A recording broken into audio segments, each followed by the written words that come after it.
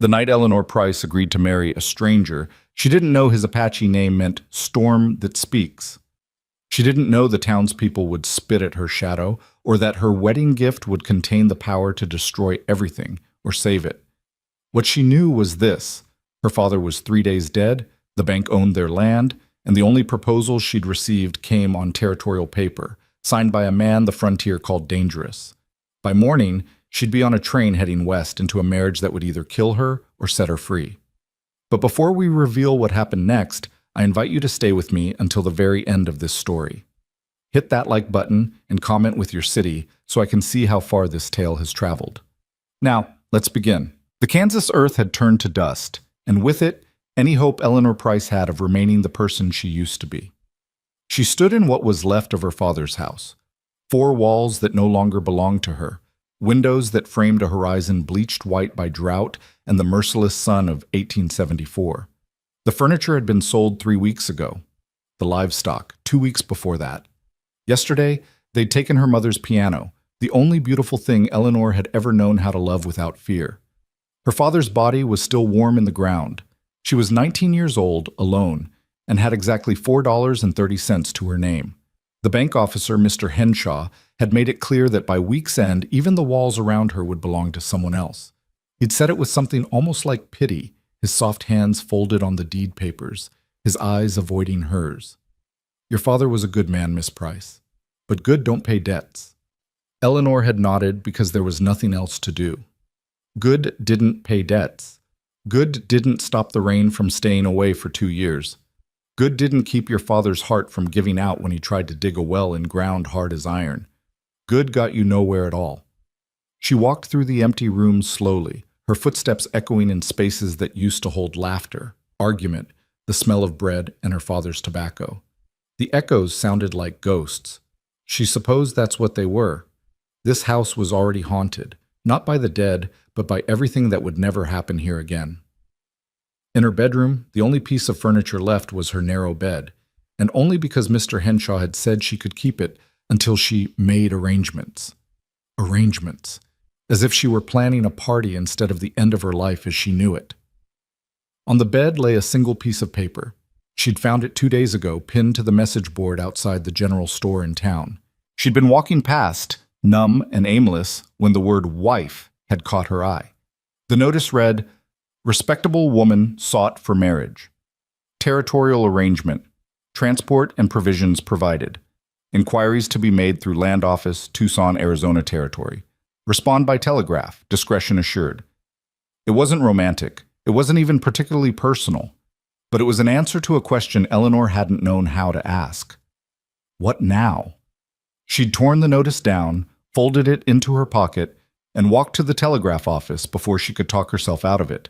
The operator, a rail-thin man with spectacles, had raised his eyebrows when she dictated her message.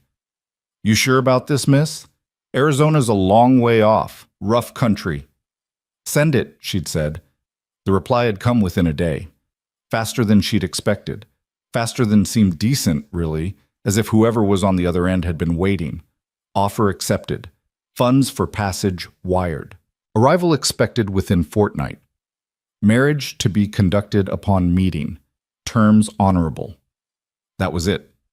No name, no greeting, just facts, like a business contract, which Eleanor supposed was exactly what it was. She picked up the paper now, reading it for perhaps the 100th time, searching for something she might have missed, some clue about the man she was about to bind her life to.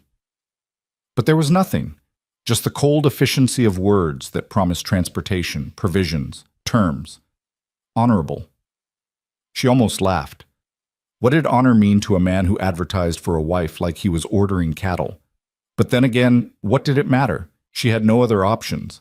The women in town had made it clear there would be no help coming from them. She'd seen it in their faces at her father's funeral, the way they'd whispered behind gloved hands, the way they'd looked at her like she was already gone.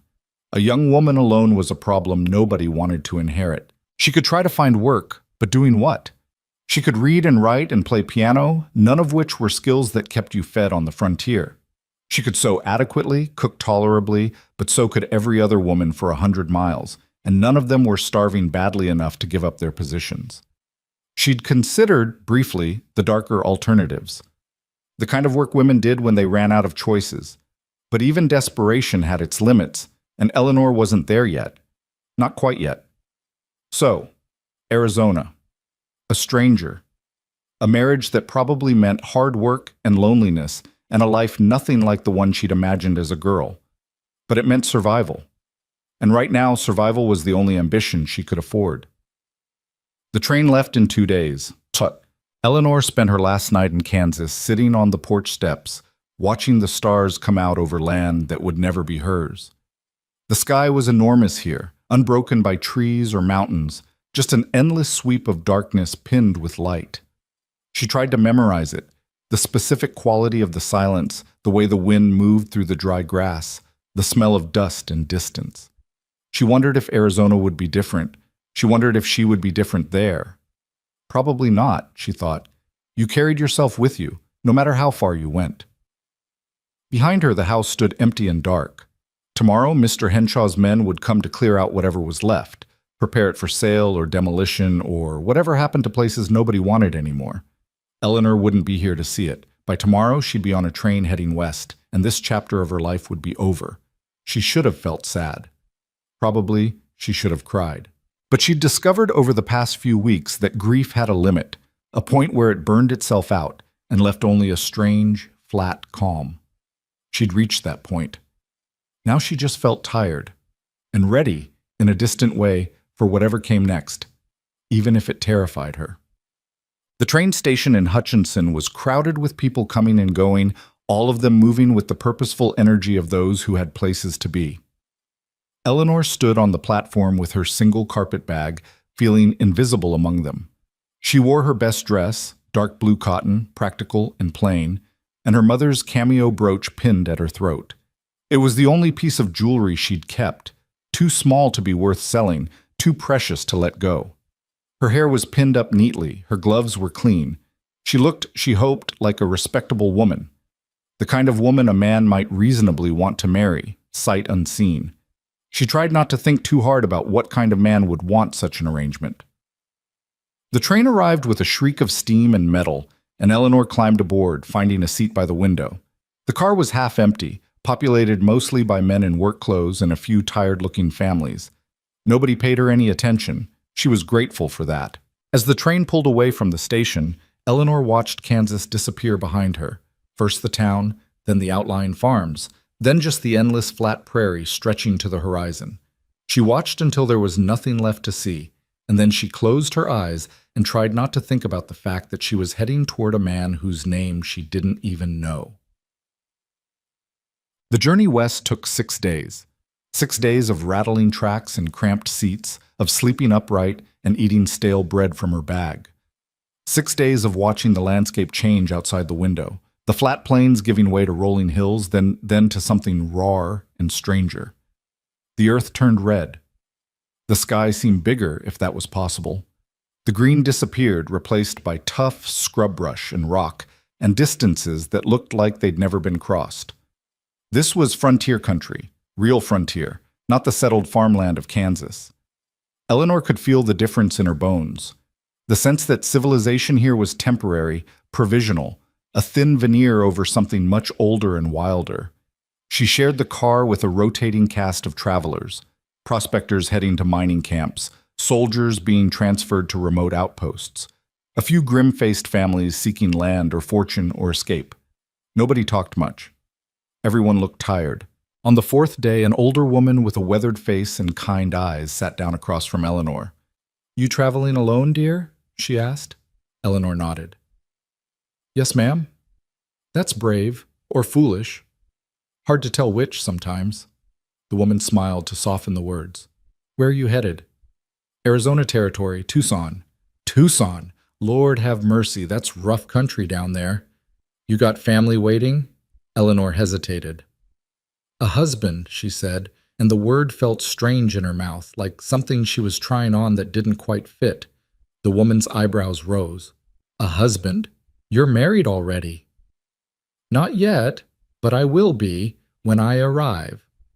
Understanding dawned in the woman's face, followed by something that might have been sympathy or judgment. Eleanor couldn't tell which.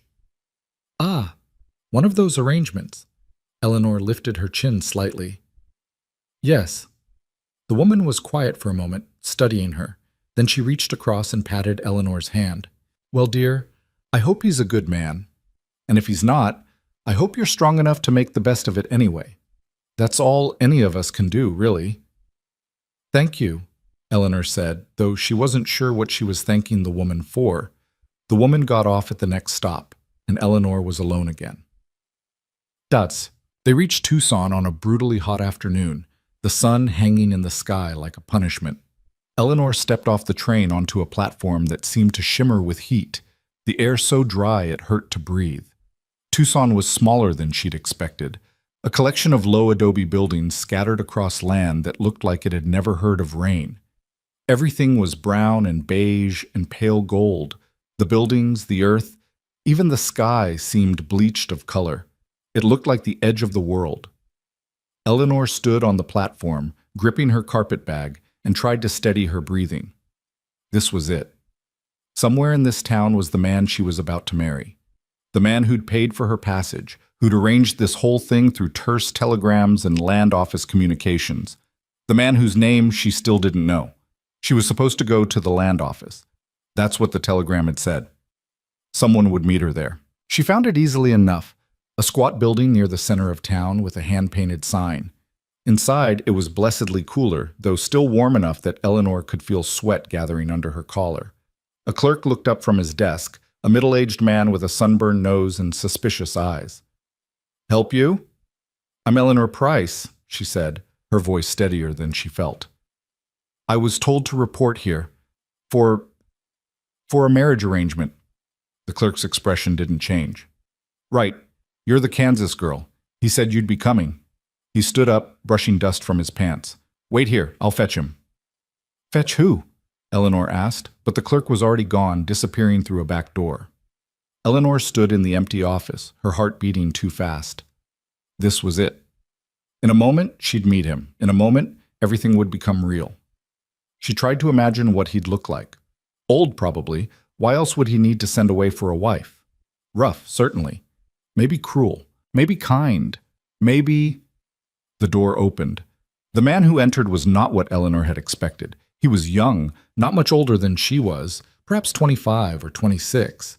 Tall, lean, with dark hair and darker eyes, and a face that was striking in a way that made Eleanor forget, just for a moment, how to breathe. He wore simple clothes, a cotton shirt, canvas pants, boots, but he moved with a kind of quiet authority that filled the room.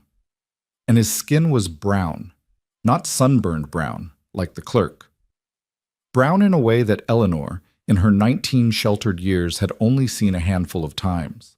Brown in a way that meant he was not white, not European, not anything the people back in Kansas would have considered acceptable for a husband. He was Apache.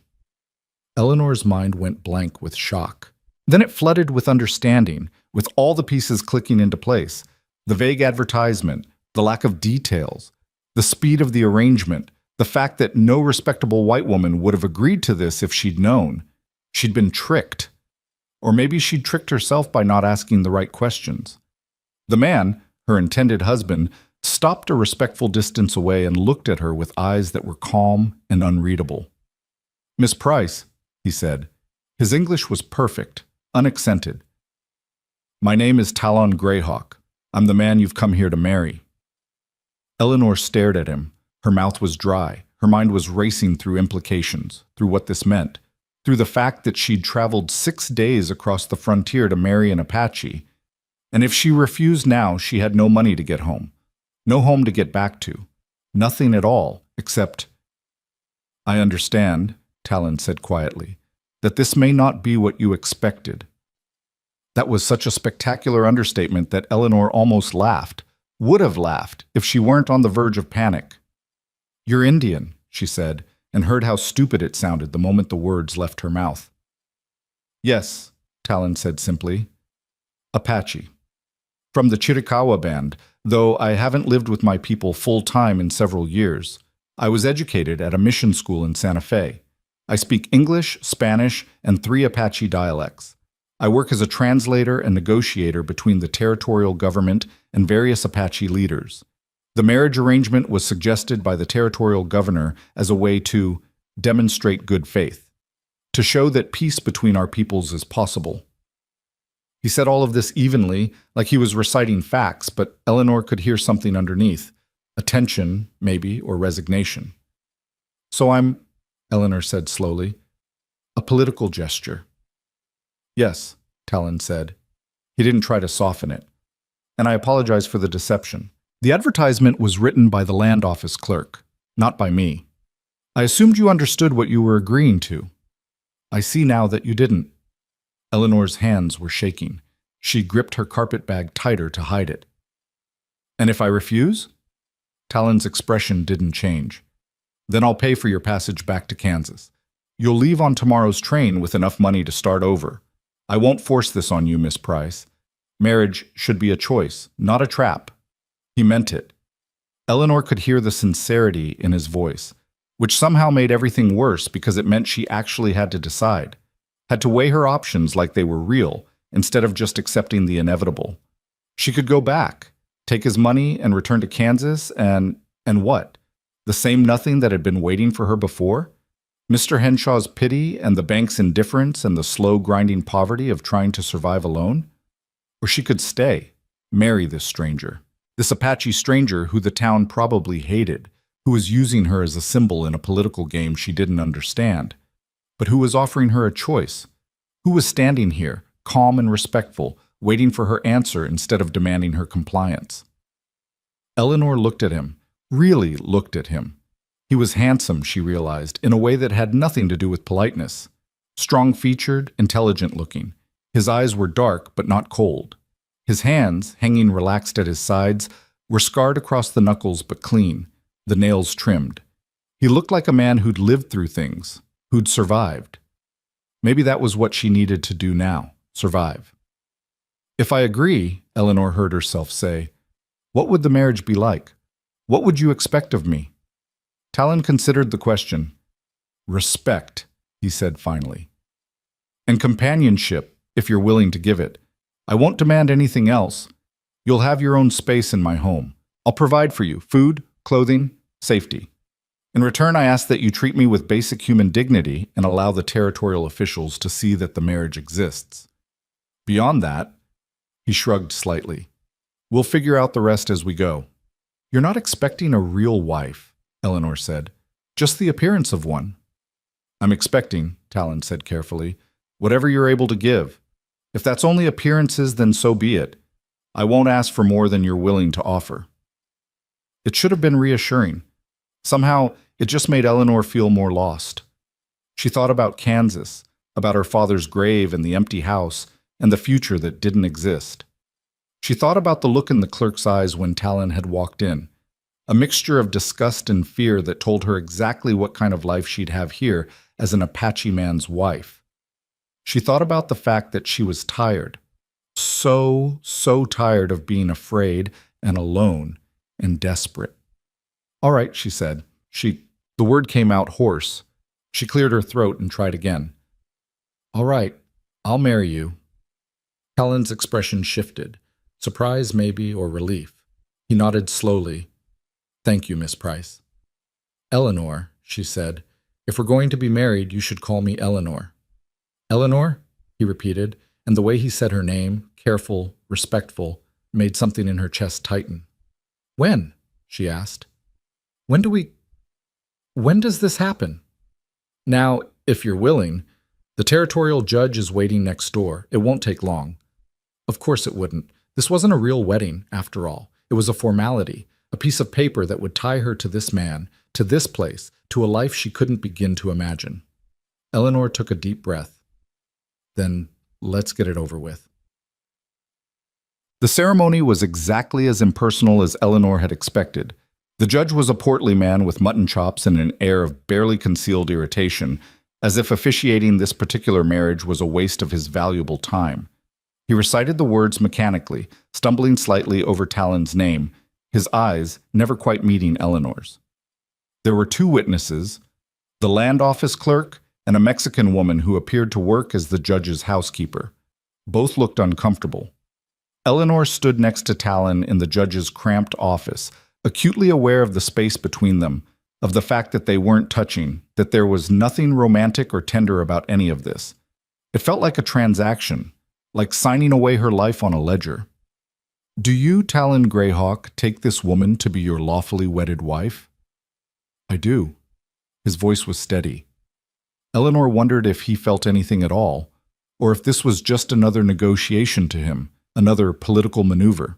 "And do you, Eleanor Price, take this man to be your lawfully wedded husband?" Eleanor's throat was tight. This was the moment, the last chance to run. But where would she run to? "I do," she whispered. "Then by the power vested in me by the territory of Arizona, I pronounce you man and wife. You may... Well, that'll be all. No kiss, no celebration. Just the scratch of the judge's pen on paper, making it official." Eleanor stared at the marriage certificate, at her name next to Talon's in formal black ink. Mrs. Eleanor Greyhawk. It looked like someone else's name, someone else's life. "Congratulations," the judge said flatly, and handed the certificate to Talon. And just like that, Eleanor was married. They left the judge's office in silence. Outside, the sun was beginning its descent toward the horizon, painting the sky in shades of copper and rust. The heat was finally breaking, replaced by something almost pleasant. Talon walked beside her, maintaining a respectful distance. He hadn't tried to touch her, Eleanor realized. Not during the ceremony, not after. Some men would have claimed their rights immediately, would have grabbed her hand or her arm, would have made it clear that she belonged to them now. But Talon walked like they were strangers sharing a sidewalk. Polite. Careful. Eleanor didn't know if she should be grateful or insulted. "My horse is this way," Talon said, gesturing toward the edge of town. "It's about an hour's ride to where I live. We can go tomorrow if you prefer. I can arrange a room for you at the boarding house tonight." "No," Eleanor said quickly. "No, I'd rather just get there. Get it over with." Talon nodded and led her to where a paint horse stood tied to a hitching post. The animal was beautiful, white and brown patches, intelligent eyes. It turned its head to look at them, ears swiveling. "This is Sky," Talon said, running a hand down the horse's neck. "She's gentle. You'll ride with me, if that's acceptable." Eleanor had ridden before, but never behind a man on horseback, never pressed close to a stranger's back. But she nodded, because what else was she going to do? Talon mounted easily, then reached down to help her up. His hand was warm and calloused when she took it, strong enough to pull her up behind him with seemingly no effort. Eleanor settled awkwardly on the horse's back, trying to figure out where to put her hands. "Hold on to me," Talon said quietly. "It's safer." Hesitantly, Eleanor wrapped her arms around his waist. She could feel the solid warmth of him through his shirt, could feel the way he breathed. It was the closest she'd ever been to a man who wasn't her father. It felt strange. Not bad exactly. Just strange. Talon made a soft clicking sound, and Sky started moving, carrying them away from Tucson, away from anything familiar, toward whatever came next. They rode east into country that grew rougher and more remote with each passing mile. The town disappeared behind them quickly, swallowed by the vast landscape of red rock and scattered brush. Mountains rose in the distance, purple against the darkening sky. Eleanor had thought Kansas was empty, but this was different. This was a wilderness that seemed to have no interest in human concerns, a land that would kill you if you weren't careful and wouldn't even notice you were gone. She held on to Talon and tried not to think about how far from civilization they were getting. After a while, Talon spoke. "Are you from Kansas originally?" It took Eleanor a moment to realize he was trying to make conversation. "Yes," she said. "Born there. Lived there my whole life until now." "And your family?" "Dead. My mother 5 years ago. My father 3 weeks ago." She said it flatly, without emotion, because that was the only way she could say it at all. "I'm sorry." "So am I." They rode in silence for a while longer. Then Eleanor asked, "What about your family?" Talon was quiet long enough that she thought he might not answer. "My mother is still alive," he said finally. She lives with the Chiricahua in the mountains to the south. My father died when I was 12, in a fight with soldiers. Eleanor didn't know what to say to that. I'm sorry seemed inadequate. It was a long time ago, Talon said. More silence. The sky was turning deep purple now, stars beginning to appear. Eleanor had lost track of where they were. Everything looked the same in the darkness, just shapes and shadows. Where exactly are we going? She asked. To a place between, Talon said. Not in town, but not in Apache land either. Neutral ground. It's where I've been living since I started working as a translator. A small house, nothing fancy, but it's safe. Safe. Eleanor wondered what that meant out here. Safe from what? From whom? But she didn't ask. Finally, after what felt like hours, Talon guided Sky toward a dark shape in the distance. As they got closer, Eleanor could make out a small adobe structure, low and simple, with a covered porch and a corral beside it. A single window glowed with lamplight. We're here, Talon said. He dismounted first, then helped Eleanor down. Her legs were stiff from riding, and she stumbled slightly. Talon's hand shot out to steady her, then released her immediately once she'd found her balance. Come inside, he said. I'll tend to Sky, then bring your bag. Eleanor walked toward the house on shaking legs, exhausted from travel and fear and too many emotions she couldn't name. The door was unlocked. She pushed it open and stepped into what was now, impossibly, her home. The interior was simple but clean. One main room with a cooking area, a table, 2 chairs, woven rugs on the floor, a shelf of books against one wall, 2 doors leading to what she assumed were bedrooms. It was nicer than she'd expected, more civilized. Talon came in behind her carrying her carpet bag and a small wooden box she hadn't noticed before. He set both on the table. That room is yours, he said, pointing to the door on the left. I'll sleep in the other one. There's water in the pitcher if you want to wash, food in the pantry if you're hungry. And this, he picked up the wooden box. This is for you. A wedding gift, I suppose. Eleanor stared at the box.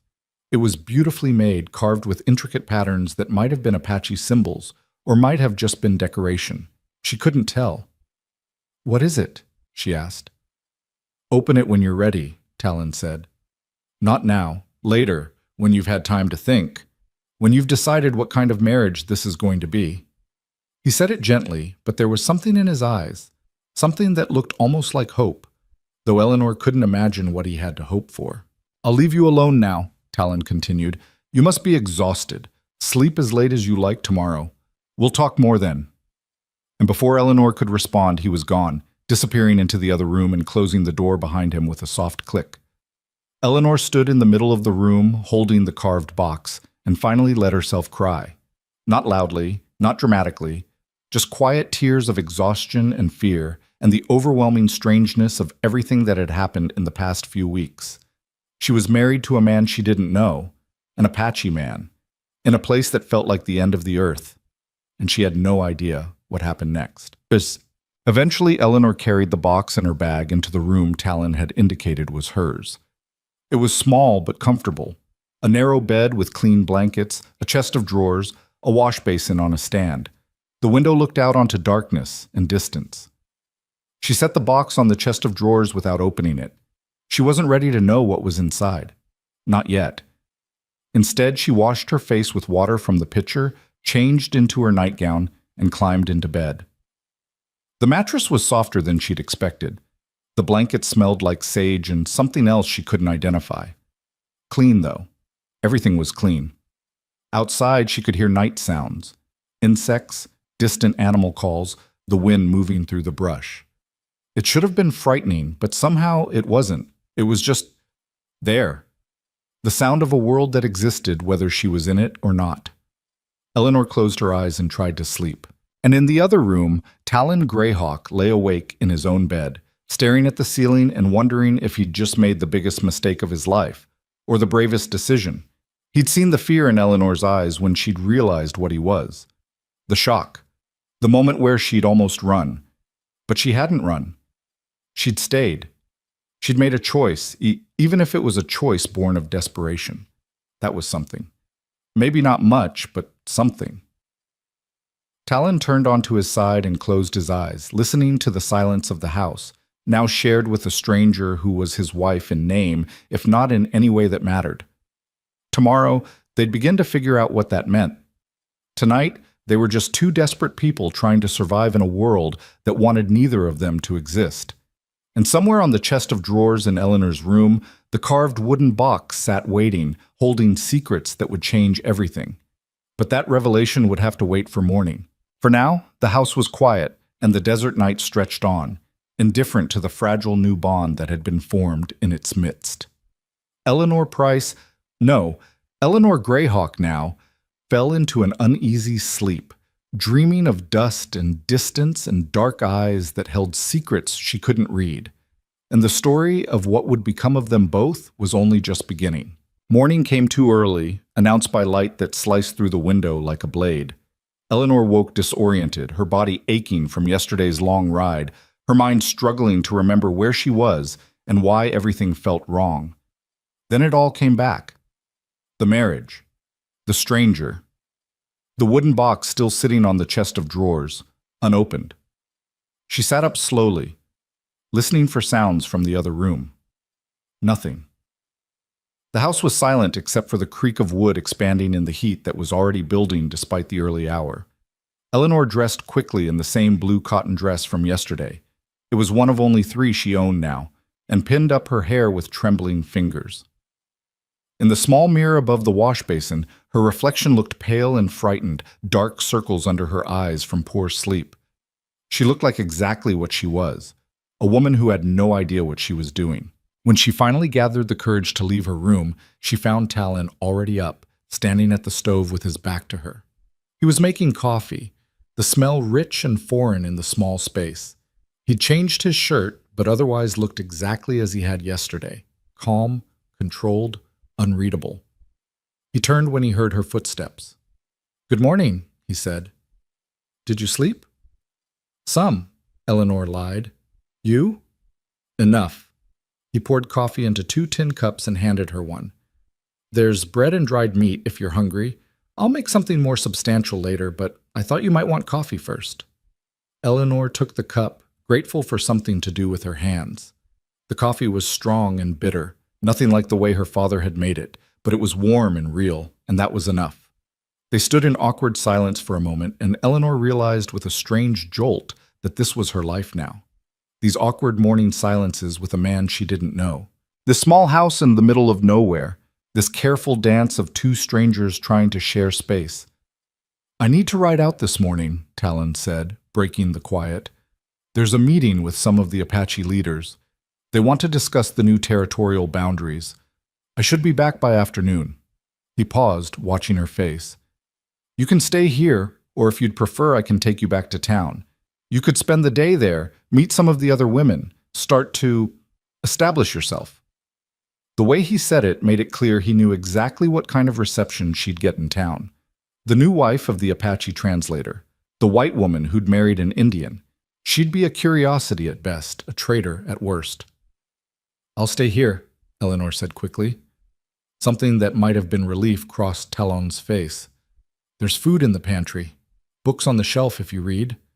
Don't go wandering too far from the house. The land can be dangerous if you don't know it. And if anyone comes," he hesitated.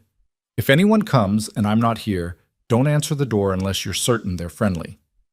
Eleanor's stomach tightened. "Are you expecting trouble?" "No," Talon said. "But I'm not expecting safety either. This is frontier country, Eleanor. It's better to be careful." He finished his coffee in one swallow, set down the cup, and moved toward the door. Then he stopped, turned back. "The box I gave you last night, have you opened it yet?" "No." "When you do," he said quietly, "know that whatever you decide, I'll respect it. That's all I ask. Just respect in return for respect." Before she could ask what he meant, he was gone, the door closing behind him with a soft thud that seemed to echo in the sudden silence. Eleanor stood alone in the house that was now supposedly hers and wondered what exactly she'd gotten herself into. The hours passed slowly. Eleanor cleaned the already clean kitchen, examined the books on Talon's shelf, a strange mix of Apache language texts, English classics, and what looked like legal documents, and eventually ventured outside to explore the immediate area around the house.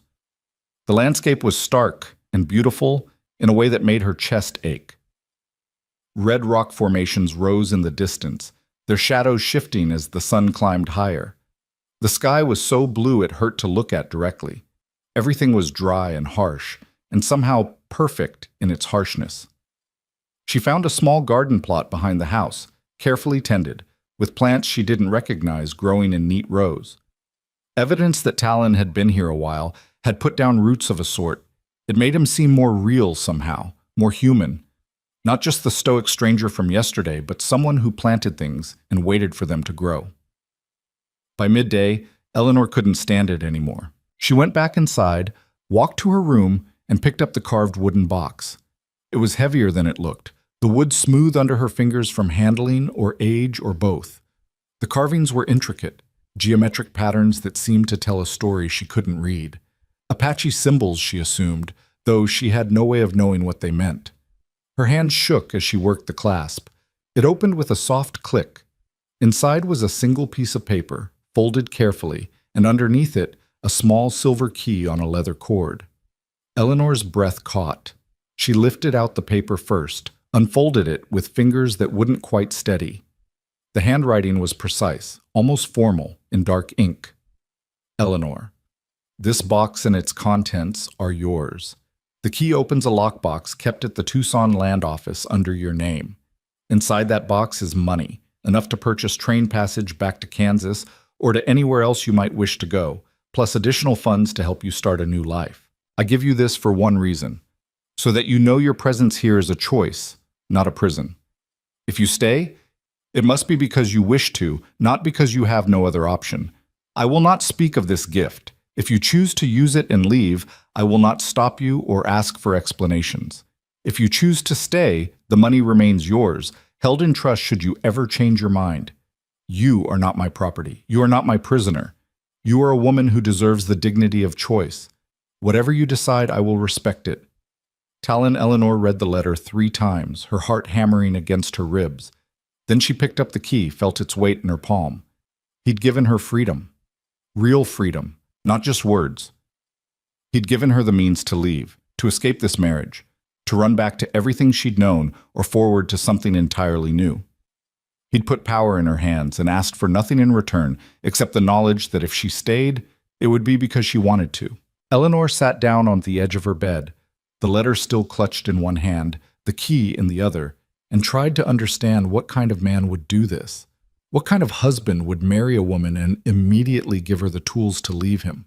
An honorable one, she realized, or a desperate one, or maybe just one who understood what it felt like to be trapped and refused to do that to someone else. She thought about Kansas, about the empty house and the grave, and the nothing waiting for her there. She thought about the money in the lockbox, about how she could take it and go anywhere. California, maybe, or back east to one of the big cities where a woman alone might find work. She thought about Talon's dark eyes and careful distance and the way he'd said respect in return for respect, like it was a prayer. Eleanor folded the letter carefully and put it back in the box along with the key. She closed the lid and set it back on the chest of drawers. She wasn't ready to decide yet, but she was beginning to understand the choice in front of her, and it was more complicated than she'd thought. Talon returned in the late afternoon looking tired and troubled. He unsaddled Skye, brushed her down, and came inside without a word.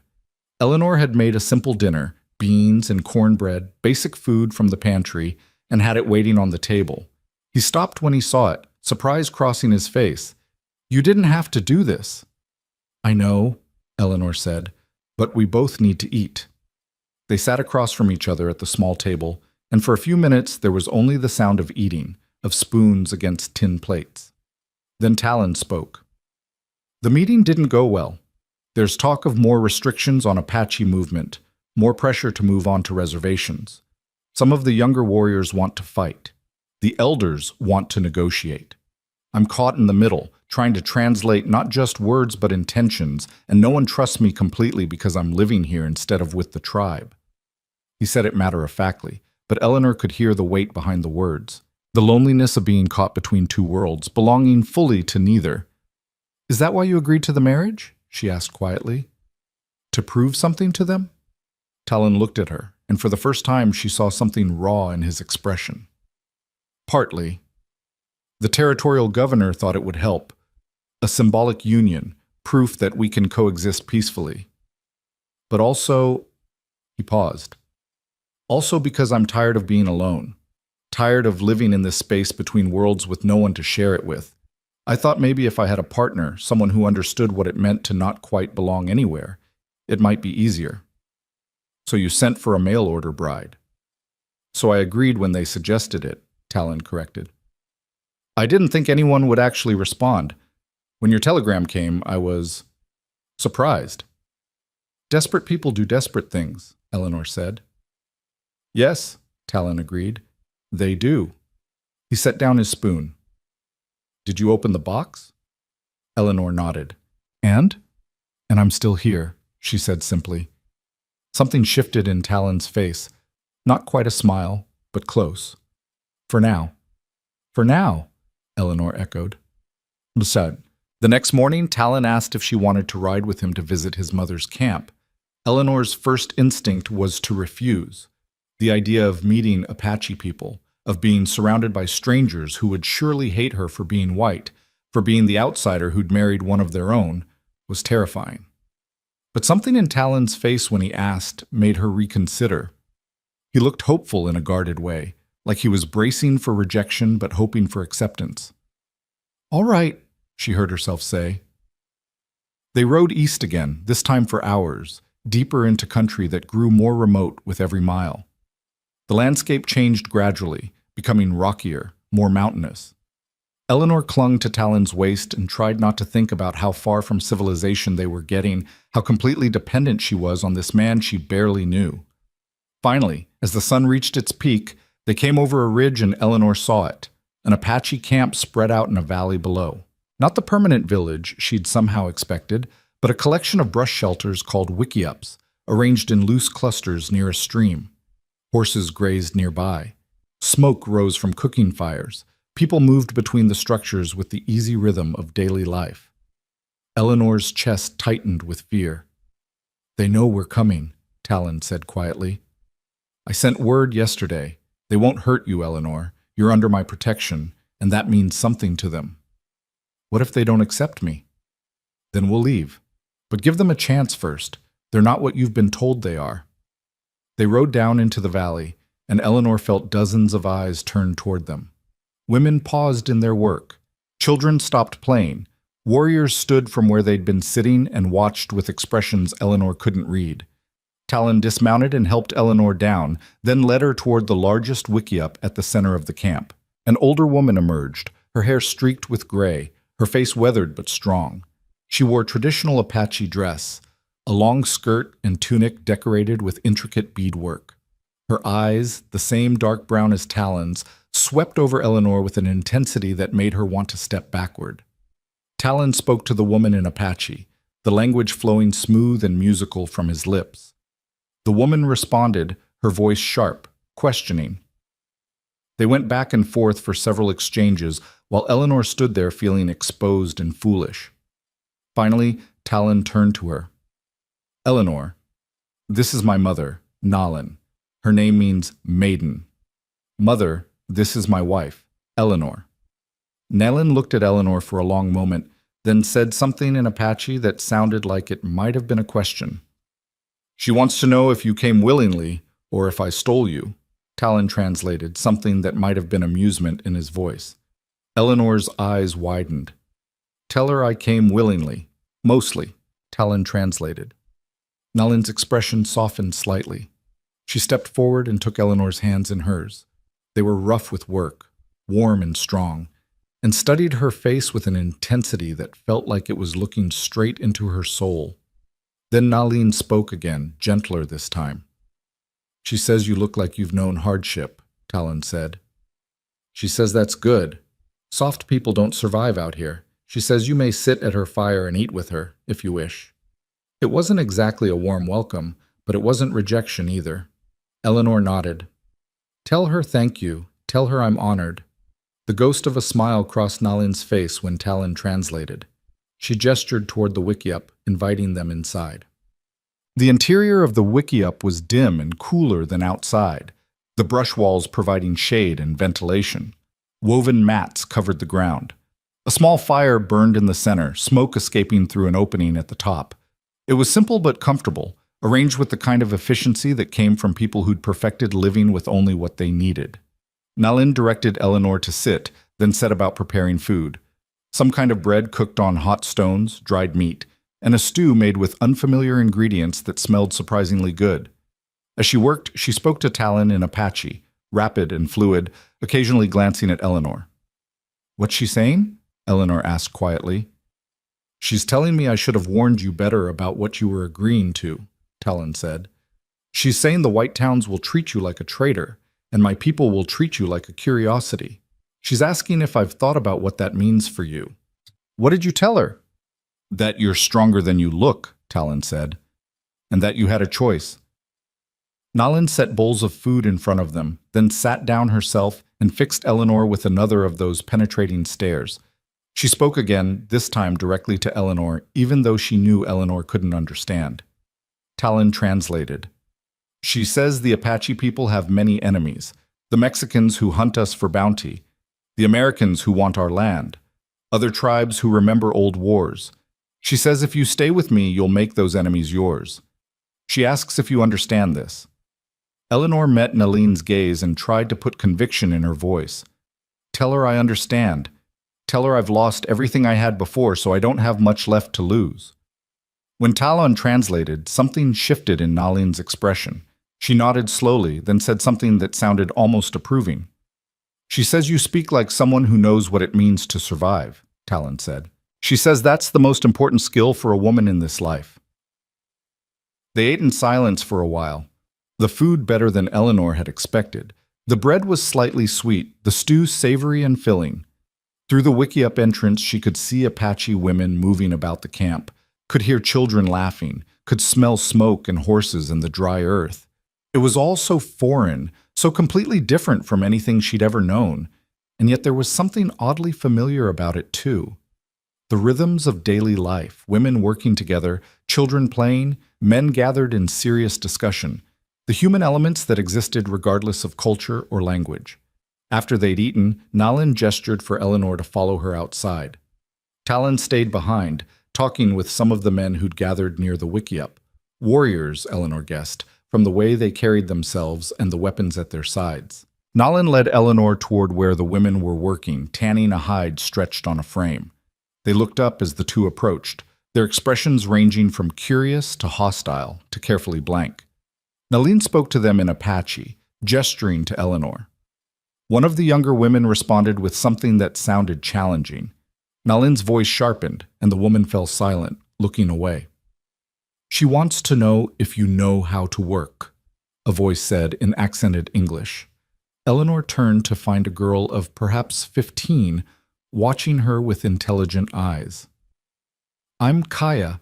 I learned English at the mission school with Talon before he left. My mother wants to know if you can do useful things or if you're just a decoration." Eleanor felt heat rise in her cheeks but kept her voice steady. "I can work. I can sew, cook, clean. I can learn other things." Kaya translated. Nalin nodded and said something else. "She says anyone can cook and clean. Can you work leather? Can you weave? Can you make medicine from plants?" "No," Eleanor admitted, "but I can learn." Kaya translated again. This time, one of the other women spoke up. An older woman with kind eyes and capable hands. She gestured to the hide they were working on, then mimed the scraping motion they were using. "Desba says she'll teach you," Kaya said, "if you want to learn." Eleanor looked at the hide, at the hard physical work involved in scraping away the flesh and fat, and felt her stomach turn slightly. But she nodded. "Yes, I want to learn." Desba handed her a scraping tool, bone or antler, Eleanor couldn't tell which, and showed her the motion. Eleanor tried to copy it, her movements awkward and inefficient. The women watched, some with amusement, some with something that might have been pity. But Desba was patient, correcting Eleanor's grip, showing her again and again until she started to get the rhythm right. It was exhausting work, her arms burning within minutes, but Eleanor kept at it, determined not to give up in front of these women who were judging her with every stroke. After a while, Nalin spoke again, this time with something that might have been approval in her voice. "She says you don't give up easily," Kaya translated. "She says that's good. You'll need that stubbornness to survive as Talon's wife." Eleanor wiped sweat from her forehead with the back of her hand. "Tell her I've had a lot of practice at surviving things I wasn't prepared for." Kaya's eyes widened slightly when she translated, and Nalin actually smiled, a small smile, barely there, but real. The women went back to work, and Eleanor worked alongside them, her arms screaming in protest, her hands already forming blisters. But no one told her to stop. No one sent her away. They just let her work, correcting her when needed, ignoring her when she didn't need help. It wasn't acceptance exactly, but it was a beginning. They stayed at the camp for 3 days. Talon met with the elders and warriors, translating, negotiating, trying to find paths forward that wouldn't end in bloodshed. Eleanor worked with the women, learning skills that made her hands raw and her back ache, but also gave her a strange sense of accomplishment. She learned which plants could be eaten and which were poison. She learned how to scrape a hide properly, how to soften leather by working it with stones and fat. She learned a handful of Apache words, basic things like water and food and thank you, and the women seemed pleased when she tried to use them, even if her pronunciation was terrible. Kaya became something like a friend, or at least a guide. She was bright and curious, asking Eleanor endless questions about life in Kansas, about white towns, about why she'd agreed to marry Talon. "Did you love him?" Kaya asked one afternoon as they gathered wood for the fires. "No," Eleanor said honestly. "I didn't even know him." "Then why marry him?" Eleanor considered how to explain it. "Because I had nothing left, and he offered me something, not love, but a chance. Sometimes that's enough." Kaya nodded thoughtfully. "Talon is a good man, caught between worlds like me. The whites don't trust him because he's Apache. The Apache don't fully trust him because he speaks their language and wears their clothes and lives in their houses. It's lonely being between." "Is that why he came back, to be less lonely?" "Maybe," Kaya said. "Or maybe to remember who he is. The mission school tried to make him white, tried to make all of us white. Some of us forgot ourselves. Talon never did, but he learned to speak both languages, walk in both worlds. Now he uses that to try to keep his people safe." She looked at Eleanor seriously. "You make it harder for him, a white wife. Some of the warriors think he's betrayed us. Some of the elders think he's trying to build a bridge. Everyone watches to see which it is." The weight of that settled on Eleanor's shoulders. She wasn't just Talon's wife. She was a symbol, a statement, a political gesture made flesh. Every action she took would be interpreted, judged, used as evidence for one side or another. It was exhausting just thinking about it. On the third night, Nalin invited them to eat at her fire again. This time, other families joined them. Desba and her husband, Kaya and her mother, several others. They sat in a circle as darkness fell and the stars came out in their thousands. And Nalin told stories in Apache while Talon quietly translated for Eleanor. Stories of the Apache people, of their long history in these mountains, of heroes and tricksters, and the way the world came to be. Eleanor listened, fascinated despite herself, drawn into the rhythms of the language and the power of the tales. When the stories ended, one of the warriors, a man named Goyathle, who'd been watching Eleanor with barely concealed suspicion since they'd arrived, spoke directly to her in halting English. "You stay with him?" he asked, jerking his chin toward Talon. "When soldiers come? When white towns hate you?" Eleanor felt everyone watching her, waiting for her answer. She looked at Talon, who met her eyes with an expression she couldn't quite read. Then she looked back at Goyathle. "I don't know what the future holds," she said slowly. "But I'm here now, and I don't run from things just because they're hard." Goyathle stared at her for a long moment, then grunted something that might have been approval or might have been dismissal. But he didn't challenge her further. Nalin spoke then, her voice carrying authority. Talon translated. My mother says that actions speak louder than words. She says time will show what kind of woman you are. She says she hopes you're strong enough for what's coming. So do I, Eleanor said quietly. Mukad. They rode back to Talon's house the next morning, leaving early to avoid the worst heat of the day. Eleanor's hands were blistered and bandaged, her muscles sore from unfamiliar work, but she felt oddly satisfied. She'd survived 3 days among the Apache. She'd learned things. She'd earned, if not acceptance, at least acknowledgement. As they rode, Talon was quiet, lost in his own thoughts. Finally, Eleanor broke the silence. Your mother is impressive. Talon glanced back at her. She is. She's survived things that would have broken most people. The Apache wars, the loss of my father, watching our way of life slowly disappear. But she keeps going, keeps her people together. She doesn't approve of me. She doesn't disapprove either. That's something. My mother judges people by their actions, not their words or their blood. If you prove yourself worthy, she'll accept you. If not, he shrugged. And the others? Mixed feelings. Some see you as evidence that I've abandoned my people. Others see you as proof that peace is possible. Most are just waiting to see what happens. He paused. What did you think of them? Eleanor considered the question carefully. I think they're people. Just people. Trying to survive in a world that's changing too fast. Not so different from anyone else, really. Talon's shoulders relaxed slightly. That's more understanding than most whites show. I'm learning, Eleanor said, that most of what I was taught about the world was wrong, or at least incomplete. They rode in comfortable silence for a while. Then Eleanor asked the question that had been building in her mind for days.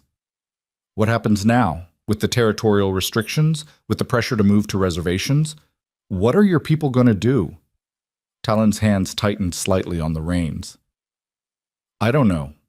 The elders want to negotiate, find a way to maintain some autonomy, even within the reservation system. The warriors want to fight, to resist until the end. I'm trying to help them find a middle path, but I'm not sure one exists. The territorial government wants the Apache gone. Dead or contained, they don't much care which. Every negotiation feels like just delaying the inevitable. And you're caught in the middle. Always, Talon said quietly, always between. Never fully trusted by either side. It's why the marriage was supposed to help. Proof that I could bridge both worlds, that integration was possible. But I'm starting to think it just made me more suspect to everyone. Eleanor felt a pang of guilt. She was part of that burden now, another complication in his already complicated life. I'm sorry, she said. Don't be. I made the choice. We both did. We'll face the consequences together, whatever they are. Together. The word hung in the air between them, heavy with implications Eleanor wasn't ready to examine too closely. When they reached the house, the sun was high and brutal. Talon helped Eleanor down from Sky, his hands lingering on her waist for just a moment longer than necessary before he released her. You did well, he said, at the camp, with my mother and the women. You surprised them. Surprised me too, if I'm honest. How so? Most white women would have run screaming, or at least refused to work, insisted on being treated like a guest instead of one of the community. But you just tried. Even when it was hard, even when you clearly had no idea what you were doing. Eleanor felt heat rise in her cheeks that had nothing to do with the sun. I told you I don't run from hard things. No, Talon agreed, something warm in his eyes. You don't. But they stood there in the dusty yard, the house waiting behind them, and Eleanor felt the space between them shift somehow, become less like the distance between strangers and more like the space between two people who were beginning, tentatively, to understand each other. It wasn't love. It wasn't even friendship yet. But it was something, a foundation maybe, on which something more could eventually be built, if they survived long enough to build it. That night, as Eleanor lay in her bed listening to the sounds of the desert darkness, she thought about the key in the wooden box. The key that meant freedom, meant escape, meant she could leave all of this behind if she chose. She thought about Kansas and her father's grave and the nothing waiting for her there. She thought about Tucson and the looks she'd get from townspeople who saw her as a traitor to her race. She thought about the Apache camp and Nalin's penetrating gaze and the way the women had let her work beside them despite having every reason to reject her. She thought about Talon, about the careful respect he showed her, about the way he'd given her the power to leave and asked for nothing in return except her presence if she chose to stay. And she realized that for the first time since her father died, she wasn't entirely sure what she wanted. The uncertainty should have frightened her, but instead, it felt almost like hope. In the other room, Talon lay awake too, staring at the darkness and thinking about the white woman sleeping in his house. His wife, on paper at least, though what that meant in practice was still undefined.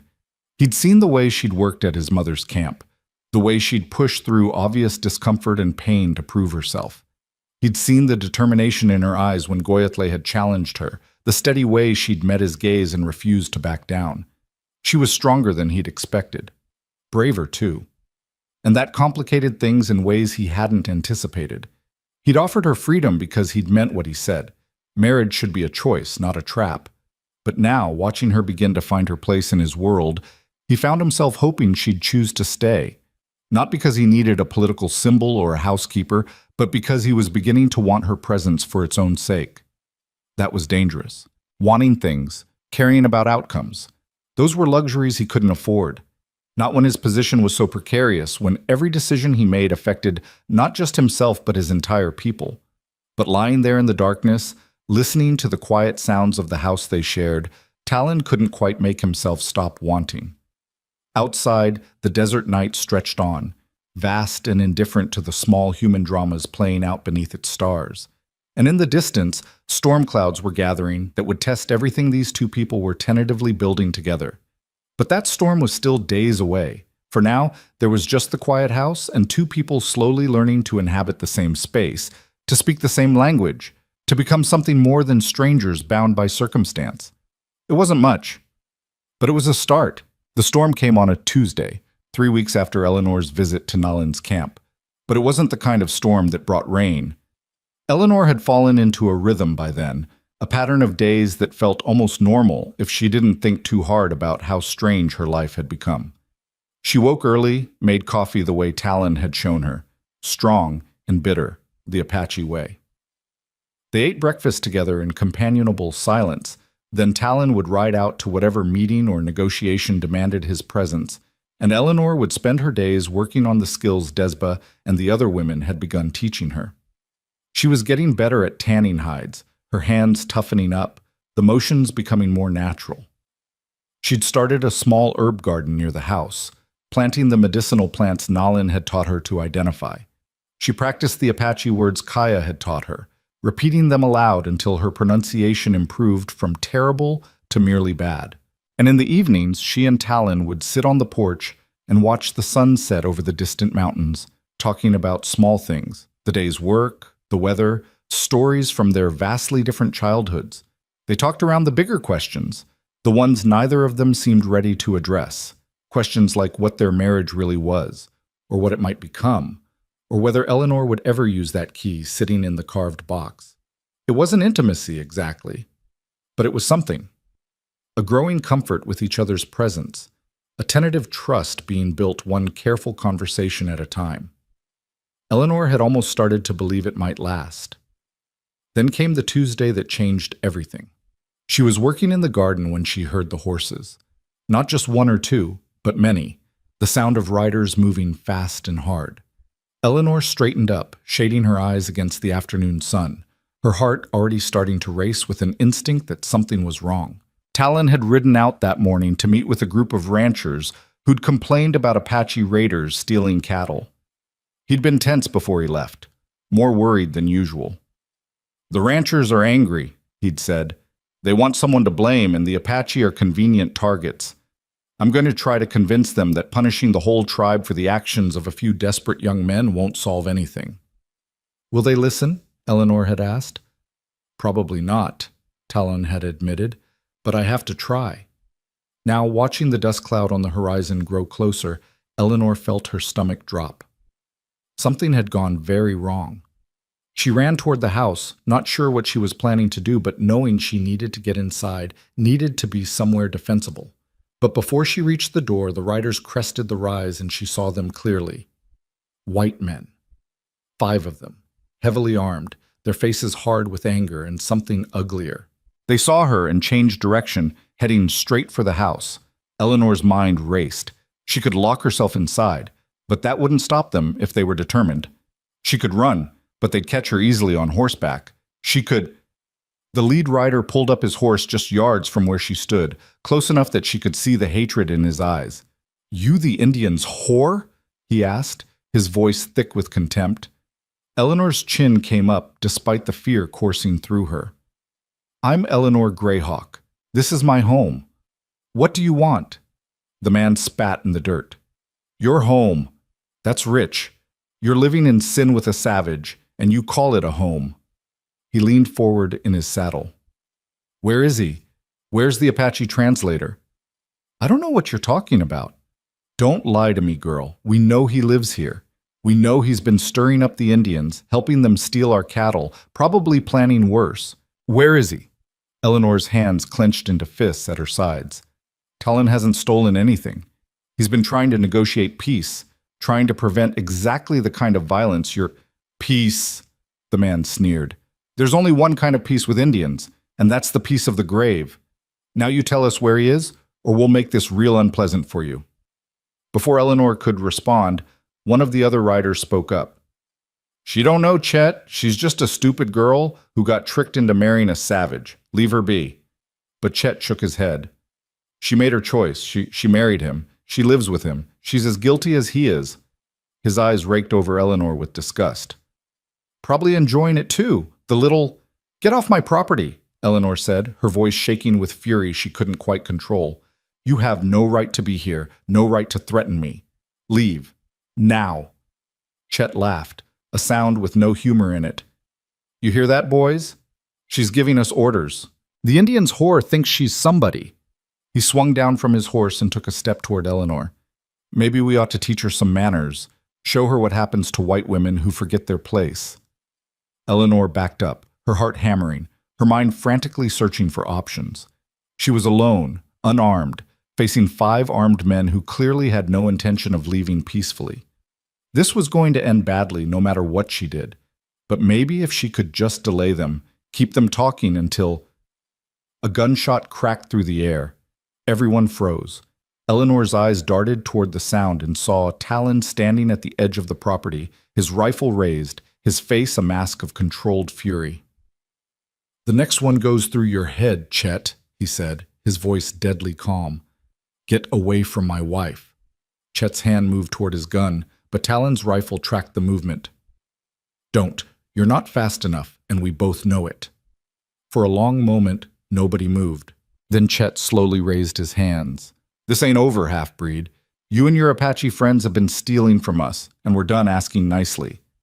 "My people haven't touched your cattle," Talon said, "but some outlaws running guns have been using Apache signs to cover their tracks. I told you this at the meeting.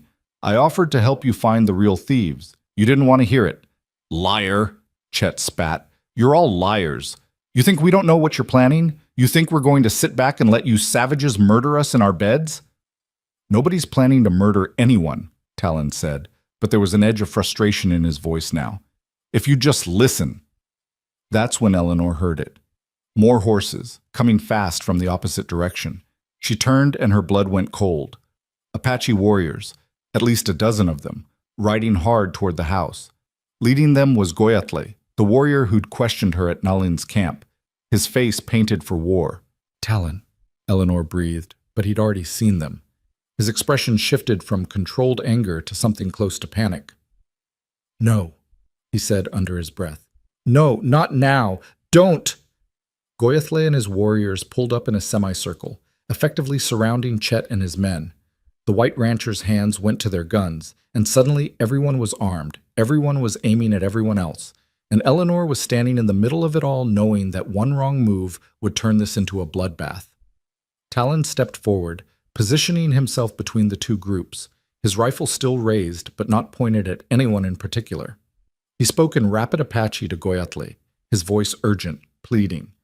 Goyatle responded harshly, gesturing at the white men with barely contained rage. Even without understanding the words, Eleanor could grasp the meaning.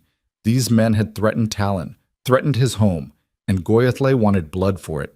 Everyone needs to calm down, Talon said in English, then repeated it in Apache. This doesn't have to end in violence. Chet, you and your men are going to get on your horses and leave. Goyathle, you and the warriors are going to let them go. Nobody fires a shot, nobody gets hurt, we all walk away. They threatened your woman, Goyathle said in his halting English, his eyes never leaving Chet. Apache law says they die for that. White law says you die for being here at all, Chet shot back. You're off the reservation, you're armed, that's enough to hang every one of you. The tension ratcheted higher. Fingers tightened on triggers. Eleanor could see it spiraling, could see how quickly this would turn into exactly the kind of violence Talon had been trying to prevent. She did the only thing she could think of. She walked directly into the middle of the standoff, positioning herself where both groups could see her clearly. Stop, she said, her voice surprisingly steady. All of you, just stop and think for 1 second. Eleanor, get back, Talon said urgently, but she ignored him, looking instead at Goyathle. You said time would show what kind of woman I am. You said my actions would speak louder than words. Well, I'm telling you now, if you kill these men, you'll start a war. The territorial government will use it as an excuse to send in the army. Your people, Talon's mother, all the children in the camp, they'll be hunted down. Is that what you want? Goyathle's jaw clenched, but he didn't lower his weapon. Eleanor turned to Chet. And you came here looking for someone to blame, someone to punish for crimes you can't even prove the Apache committed. But killing Talon won't get your cattle back. It won't make you safer. It'll just make you murderers. Get out of the way, girl, Chet growled. No, Eleanor said, because if you start shooting, I'll be the first one hit. And then this stops being about cattle or territory or pride. It becomes about killing an unarmed white woman. Is that what you want to explain to the territorial judge? She could see Chet hesitating, could see the calculation in his eyes. Killing an Apache translator in a standoff was one thing. Killing a white woman in the crossfire was another matter entirely. Lower your weapons, Talon said into the silence. All of you. Chet, take your men and go. Goyathle, I give you my word these men will face justice if they've committed crimes. But not like this. Not here. Not now. For a moment that stretched like eternity, nobody moved. Then one of the ranchers, the one who'd suggested leaving Eleanor alone earlier, slowly lowered his rifle. Chet, he said quietly, the girl's right. This ain't worth it. Chet's face twisted with fury, but he slowly, reluctantly nodded.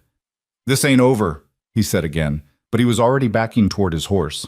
You tell your savage friends they've got 1 week to return our cattle, or we're coming back with the law, or without it. He swung into his saddle, and his men followed. They rode off fast, glancing back as if expecting to be shot in the back. Goyathle watched them go with murderous eyes, then turned to Talon and spoke in Apache, his tone sharp with accusation.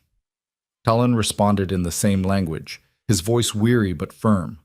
They argued back and forth for several minutes, while Eleanor stood there, her legs shaking with delayed reaction, wondering if she'd just made things better or infinitely worse. Finally, Goyathle made a disgusted sound and gestured to his warriors. They wheeled their horses and rode off, but not before Goyathle fixed Eleanor with a look she couldn't read, respect, maybe, or anger, or both. When they were gone, Eleanor's legs gave out. She sat down hard in the dust, her whole body trembling. Talon was beside her in an instant, kneeling down, his hands on her shoulders. Are you all right? Did they hurt you? I'm fine, Eleanor managed. Just scared. What did Goyathle say? Talon's jaw tightened. That I'm a fool for trusting white men's justice. That I should have let him kill Chet and his friends and be done with it. That protecting white law above Apache honor makes me a traitor. What did you tell him? That killing them would have gotten his people slaughtered. That I'm trying to prevent a war, not start one. That... He paused. That you showed more courage standing between two groups of armed men than most warriors show in battle. He didn't like hearing it, but he couldn't deny it either. Eleanor looked up at him, at the strain in his face, the weight he carried. I'm sorry. I shouldn't have interfered, but I couldn't just stand there and watch. You saved lives today, Talon interrupted. On both sides. You... He stopped, seeming to struggle for words. You risked yourself for my people, even though you barely know them. even though they haven't fully accepted you. Why? Eleanor thought about it. Because they're your people. And you're my husband. That makes them my people too, doesn't it? Something shifted in Talon's expression, something deep and raw. He helped her to her feet, his hands gentle but lingering. We need to leave, he said abruptly. Tonight. Chet meant what he said. They'll be back, probably with more men.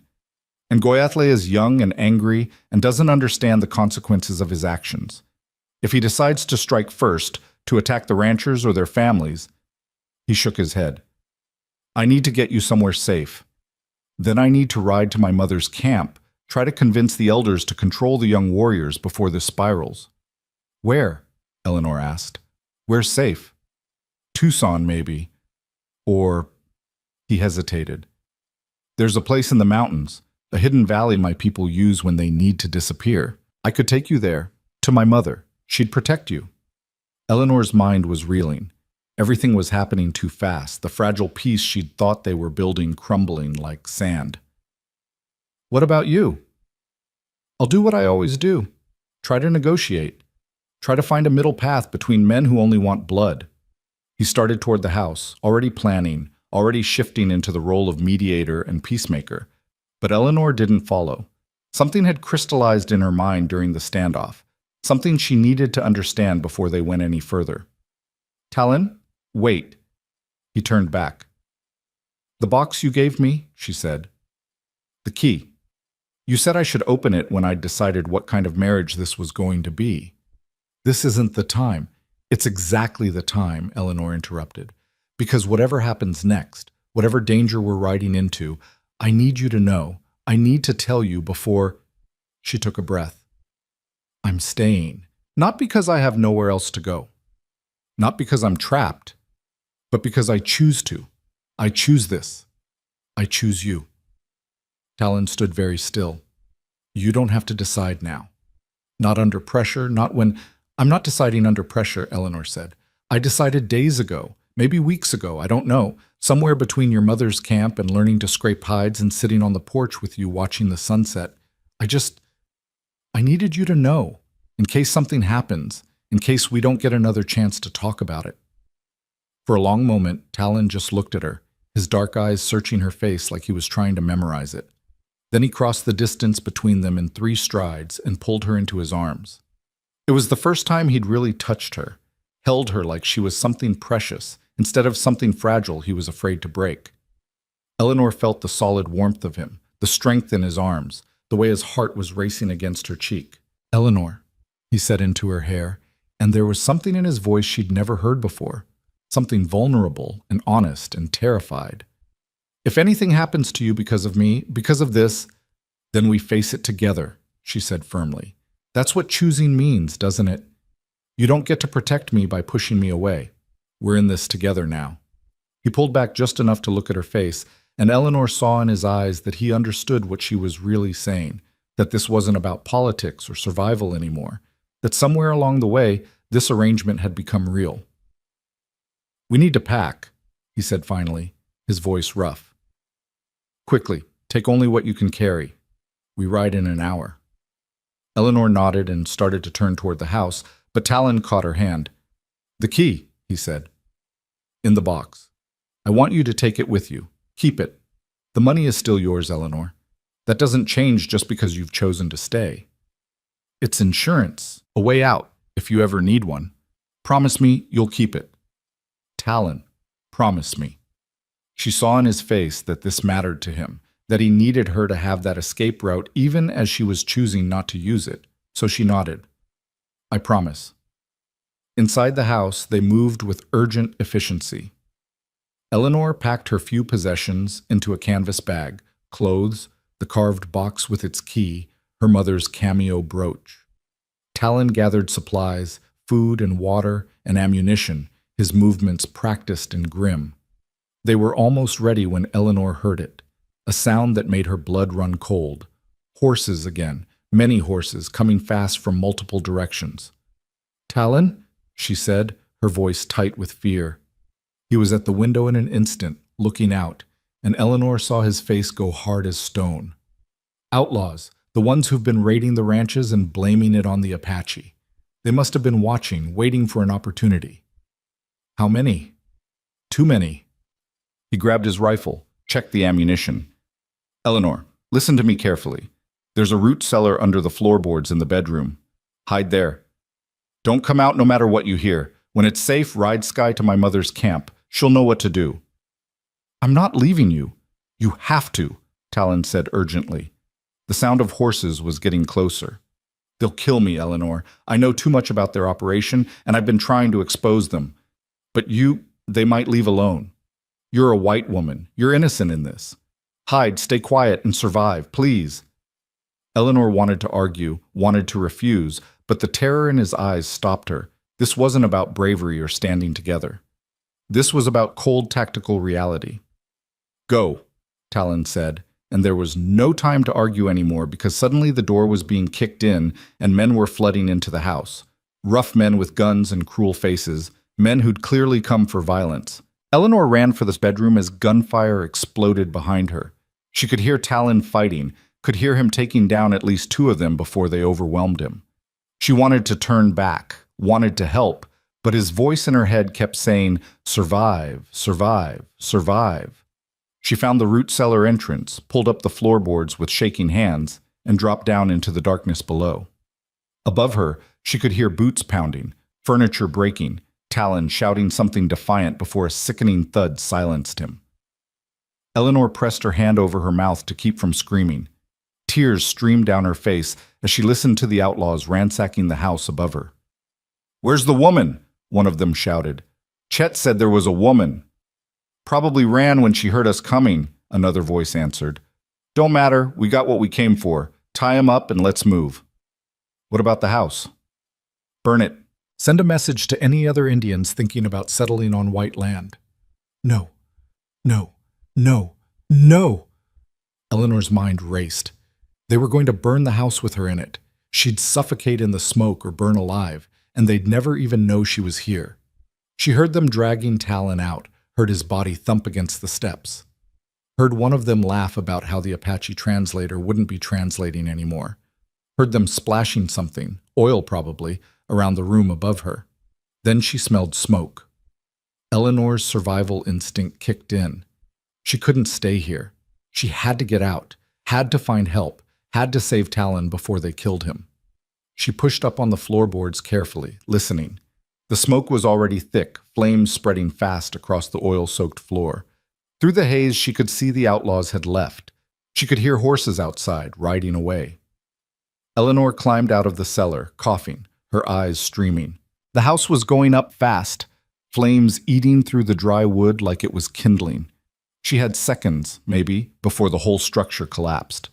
She grabbed her canvas bag from where she'd dropped it, grabbed Talon's rifle that had been knocked under the table, and ran for the door. Outside, the air was clear but tainted with smoke.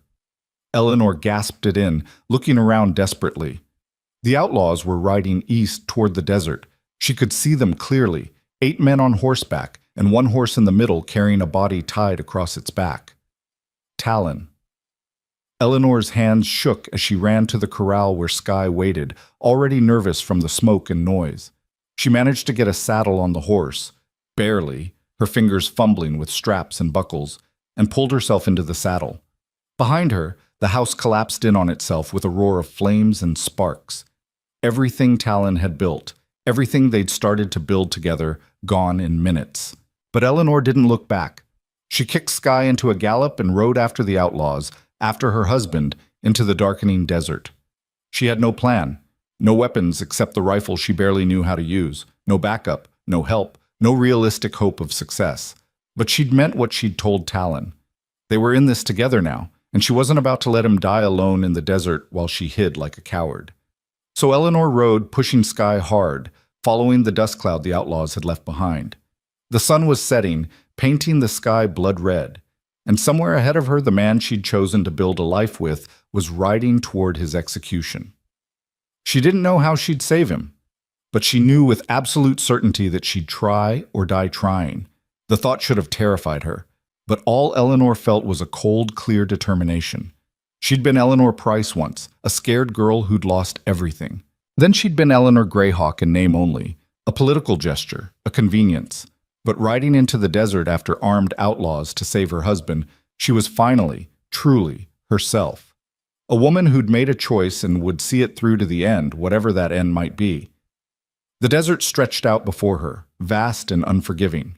Night was falling fast, and Eleanor rode on, following the trail, following her heart, following the thread of hope that said maybe, just maybe, she could make a difference. Behind her, the burning house sent up a column of smoke that could be seen for miles. A signal fire that would bring help, eventually. But eventually might be too late. So Eleanor rode faster, whispering promises to the darkening sky. Promises that she'd find him, that she'd save him, that they'd finish the conversation they'd started about what their marriage could be. And somewhere in the desert ahead, Talon hung half-conscious across a horse's back and wondered if the white woman he'd married would survive what was coming. He'd given her the key, given her freedom, given her every chance to escape. But he hadn't counted on one thing, that she might actually care enough to follow, that she might actually choose him over safety, over sense, over every instinct that said to run. The outlaws rode on, confident in their victory, unaware that behind them came a 19-year-old woman with terror in her heart and steel in her spine. And the night came down like a curtain, hiding everything in shadow and stars. The desert at night was a different world entirely, full of sounds Eleanor had never heard, and shadows that moved with purposes she couldn't guess. Sky's hooves struck rock and sand in an uneven rhythm, and Eleanor clung to the saddle with aching hands, her eyes straining to follow the trail the outlaws had left. The moon rose late, a thin crescent that gave barely enough light to see by. Eleanor had to slow down, terrified of riding Sky into a gully or off a cliff she couldn't see in the darkness. Every minute that passed felt like an eternity, every delay another step closer to Talon's death. She'd been riding for perhaps 2 hours when she smelled it, smoke, different from the house fire, the sharp scent of a campfire. Eleanor's heart leaped. She pulled Sky to a stop and dismounted, her legs nearly buckling after the hard ride. Leading the horse carefully, she moved toward the smell, toward a faint orange glow visible between two rock formations ahead. As she got closer, she could hear voices. Rough laughter, the kind men made when they felt safe and victorious. Eleanor's stomach churned with rage and fear in equal measure. She tied Sky to a scraggly bush far enough back that the horse wouldn't be seen, then crept forward on foot, staying low, moving as quietly as she could. The Apache women had taught her some things about moving through wilderness without being detected, where to step, how to control her breathing, how to use shadow and stillness. She used all of it now, her heart hammering so hard she was sure they'd hear it. The outlaws had made camp in a small canyon, sheltered on 3 sides by rock walls. Their fire burned bright and careless in the center, and around it sat 7 men, 1 fewer than Eleanor had counted before. She scanned the camp desperately until she found what she was looking for. Talon lay on the ground near the far edge of the firelight, his hands bound behind his back, his feet tied together. Even from this distance, Eleanor could see blood on his face, could see the way he lay too still, either unconscious or close to it. Her breath caught in her throat. "Should have killed him at the house," one of the outlaws was saying, a heavy-set man with a beard. "Dragging him all the way out here is a waste of time." "Boss wants him alive until he talks," another man replied. This one thin and wiry with a cruel mouth. "Wants to know if the Apache know about the guns we've been running through their territory. If they do, we need to know before we make the next shipment." "He won't talk," a third man said. "Apaches don't break easy, and this one's got white man education on top of Apache stubbornness. We could torture him all night and get nothing." The thin man grinned. "Then we torture him all night anyway. Chet wants him to suffer before he dies. Something about disrespecting his authority in front of the men." Eleanor's hands clenched into fists. These men weren't just outlaws. They were gun runners, using Apache raids as cover for their illegal operations. They'd framed Talon's people, stirred up hatred between the ranchers and the Apache, all to protect their criminal enterprise. And now they were going to torture and kill the one man who'd been trying to expose them. Not if she could help it. But what could she do? She was one woman with a rifle she barely knew how to shoot, facing 7 armed men who killed for a living. Charging in would just get her killed alongside Talon. She needed a plan, needed an advantage. needed something they wouldn't expect. She needed help. Eleanor backed away from the camp carefully, her mind racing. The Apache. Goyathle and his warriors had been nearby earlier. If she could find them, if she could convince them to help, they'd have a chance. But how would she find them in the dark? How would she communicate? How would she convince them to trust her, a white woman, when they'd made it clear they barely tolerated her existence? She was heading back toward Sky when she heard the sound. A soft whistle, barely audible, coming from the rocks to her left. Eleanor froze, her heart in her throat. The whistle came again, followed by a low voice speaking in Apache. Eleanor's eyes had adjusted to the darkness enough to make out a figure standing in the shadow of a boulder. Tall, armed, watching her. "I don't understand," Eleanor whispered in English, then tried one of the few Apache phrases she knew. Friend. Talon, friend." The figure stepped forward slightly, and moonlight caught his face. Goyathle. The young warrior was here, and he wasn't alone.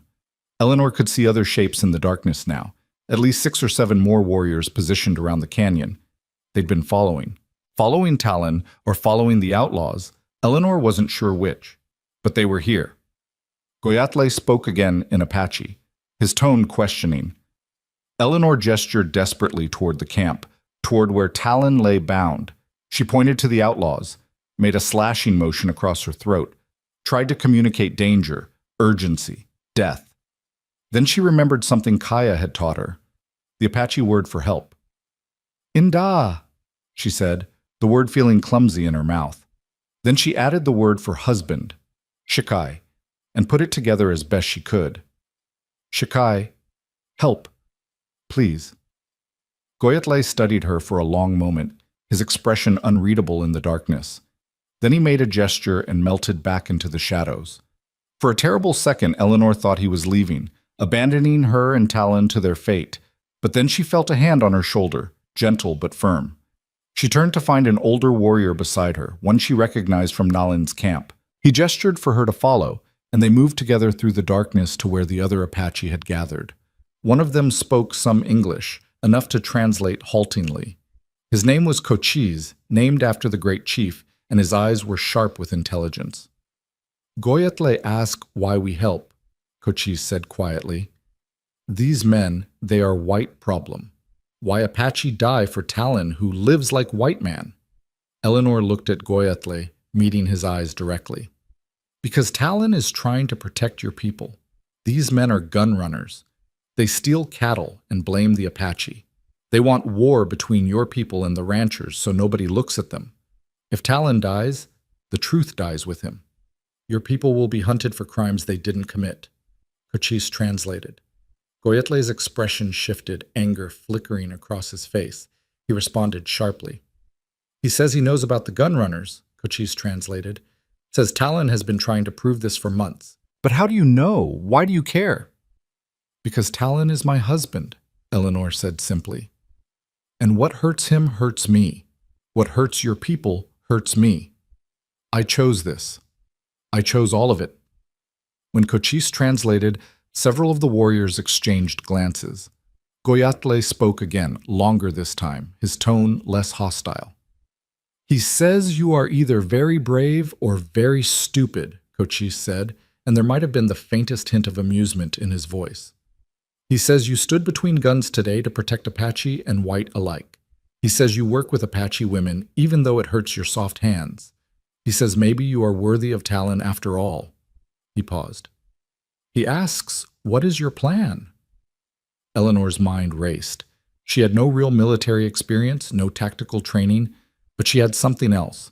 She had rage and desperation and the absolute certainty that she would not let these men kill her husband. "They think they're safe," she said slowly. "They think nobody knows where they are. We use that. Some of you create a distraction, make them think they're being attacked from one direction. While they're focused on that, the rest of us free Talon and get him out." Cochise translated. Goyathle listened, then shook his head and spoke rapidly. "He says you will stay here," Cochise translated. "Safe. Warriors will handle this." "No," Eleanor said firmly. "Those men saw me at the house. If I show myself, It'll confuse them. They'll hesitate, trying to figure out how I got here, whether I'm alone. That hesitation could save lives. Goyatle's eyes narrowed. He spoke again, his tone challenging. He says you cannot fight. You cannot even shoot that rifle you carry. You will be killed, and Talon will watch you die. How does this help? Eleanor lifted her chin. I don't need to fight. I just need to be seen, to distract them long enough for your warriors to strike. And if I die, she swallowed hard. If I die trying to save him, at least he'll know I chose to stay, that I chose him. That matters. The translation seemed to affect Goyatle. He was quiet for a long moment, studying Eleanor's face in the faint moonlight. Then he nodded slowly and began giving orders in rapid Apache. The warriors moved to their positions with practiced silence. Cochise stayed with Eleanor, explaining the plan in whispered English. 4 warriors will attack from the east, make noise, draw the men's attention. Goyatle and 2 others will move in from the west, kill guards quickly, silent. You will walk from the south into the firelight. When the men see you, they will be confused, distracted. In that moment, we strike. And Talon? When fighting starts, cut his bonds. Get him away from the camp. We will cover your escape. Eleanor nodded, her throat tight. It was a simple plan, which meant it could work or it could fail spectacularly. But it was all they had. Cochise squeezed her shoulder once, then disappeared into the darkness to take his position.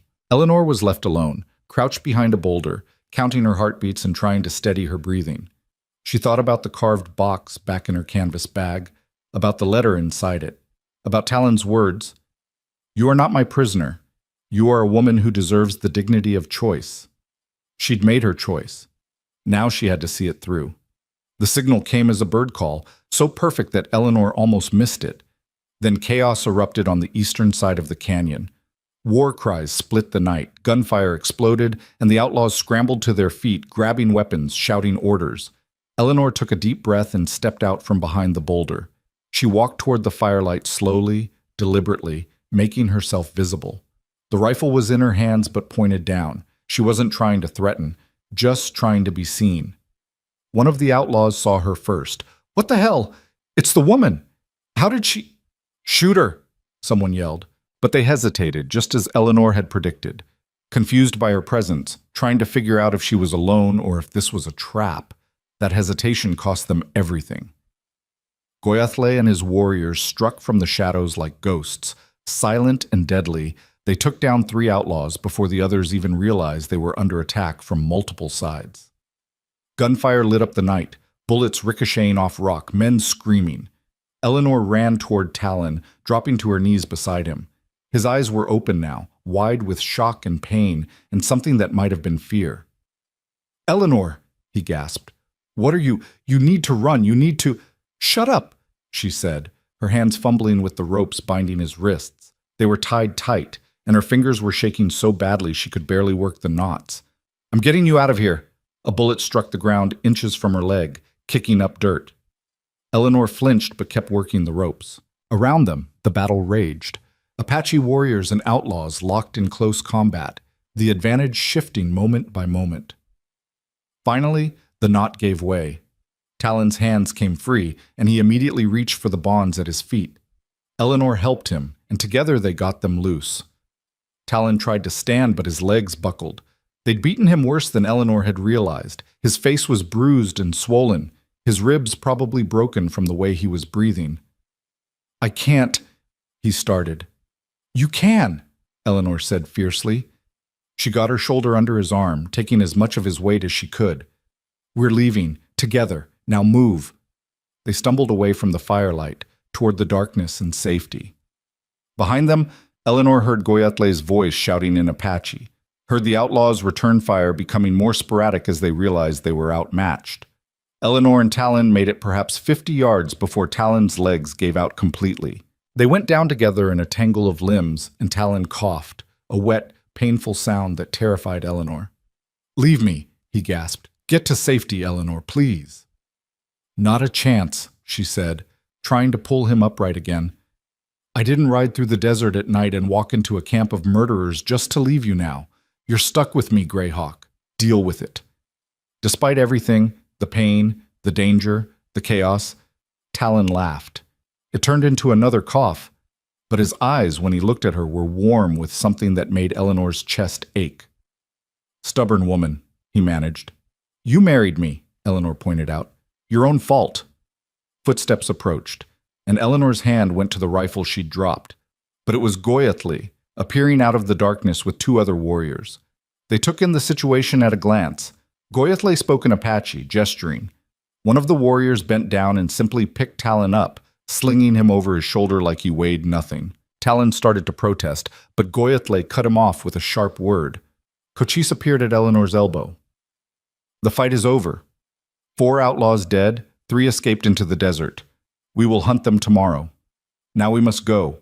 More white men may come." Eleanor nodded, too exhausted and overwhelmed to do more than follow as they moved through the darkness. They'd done it. Somehow, impossibly, they'd actually done it. Talon was alive. They were alive. The reality of it hit her all at once, and her legs went weak. Cochise caught her arm, steadying her. "You did well," he said quietly, "for a white woman who cannot shoot." Eleanor almost laughed, almost cried, did both a little bit. They reached where the horses waited. Sky was there, along with the Apache warriors' mounts and several horses the outlaws would no longer need. Goyatli helped load Talon onto Sky, then gestured for Eleanor to mount behind him. She did, wrapping her arms around Talon's waist, feeling him sag back against her. He was warm and solid and alive, and that was all that mattered. They rode through the night, a strange procession of Apache warriors and one battered translator and one white woman who'd crossed every line she'd been raised to respect. Eleanor held tight to Talon and watched the stars wheel overhead and tried to process everything that had happened. She'd killed no one, had barely even raised her rifle. But she'd been part of a raid, had helped free a prisoner, had worked with Apache warriors against white men. There would be consequences for that, she knew. Legal consequences, social consequences. She'd crossed from curious oddity to actual traitor in the eyes of the territorial government. But she couldn't bring herself to care, not with Talon's heart beating steady against her chest, his breathing evening out as the adrenaline faded and exhaustion took over. They rode for hours, until the sky began to lighten with the first hint of dawn. Finally, they came over a rise and Eleanor saw it. Nalin's camp, spread out in the valley below, cook fires already burning, people beginning to stir with the new day. Goyatli called out as they approached, and people emerged from the wickiups to see what the commotion was. Nalin appeared, took one look at her son slumped on the horse, and her face went hard with fury and fear in equal measure. She barked orders, and suddenly everyone was moving. Warriors helped Talon down from Sky, half-carried him toward Nalin's wickiup. Women appeared with water and bandages and herbs. Children were shooed away, told to give space. Eleanor dismounted on shaking legs and would have fallen if Kaya hadn't appeared at her side, catching her arm. "What happened?" Kaya asked, her eyes wide. "Later," Eleanor managed. "Is he going to be all right?" "My aunt is the best healer in the tribe.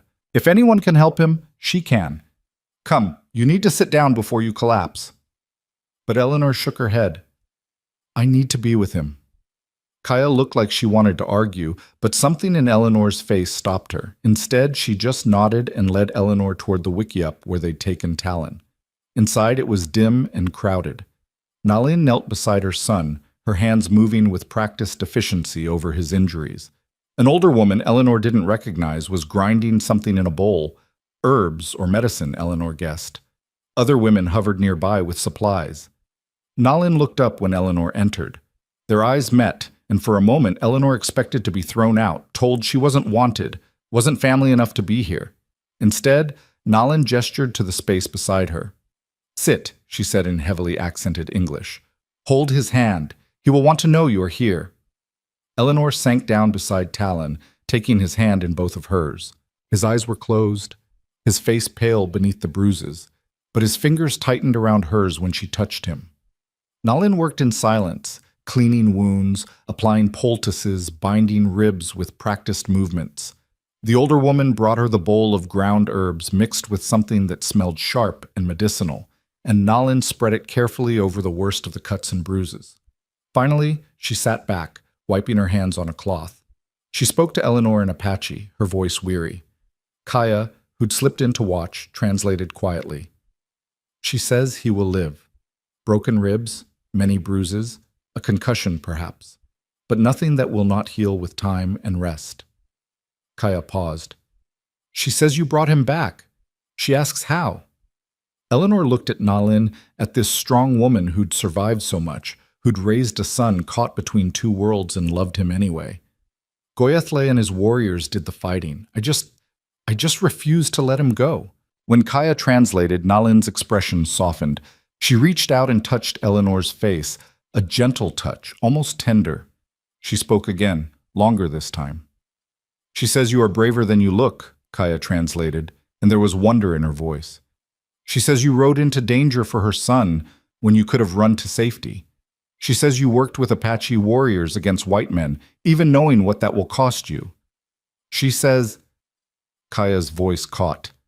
She says you are truly Apache now, in the ways that matter. She says you are her daughter, if you wish to be. Eleanor's eyes filled with tears. She looked at Nalin, at the acceptance in her weathered face, and felt something break open in her chest, all the fear and loneliness and desperation of the past months pouring out at once. Tell her yes, Eleanor whispered. Tell her I would be honored. Nalin pulled Eleanor into her arms, holding her like she was precious, like she was family.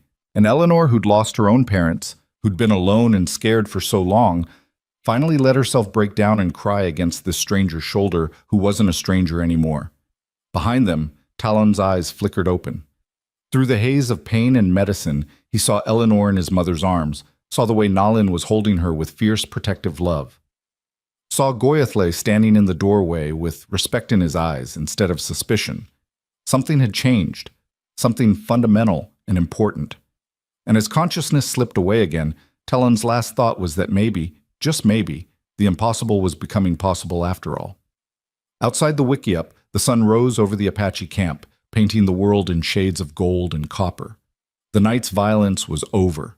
The immediate danger had passed, but Eleanor knew, even as she let Nalin comfort her, even as she felt the acceptance of the Apache women gathering around them, that this was far from finished. The outlaws who'd escaped would report back to whoever ran their operation. The territorial authorities would hear about an Apache raid, about a white woman fighting alongside warriors against white men.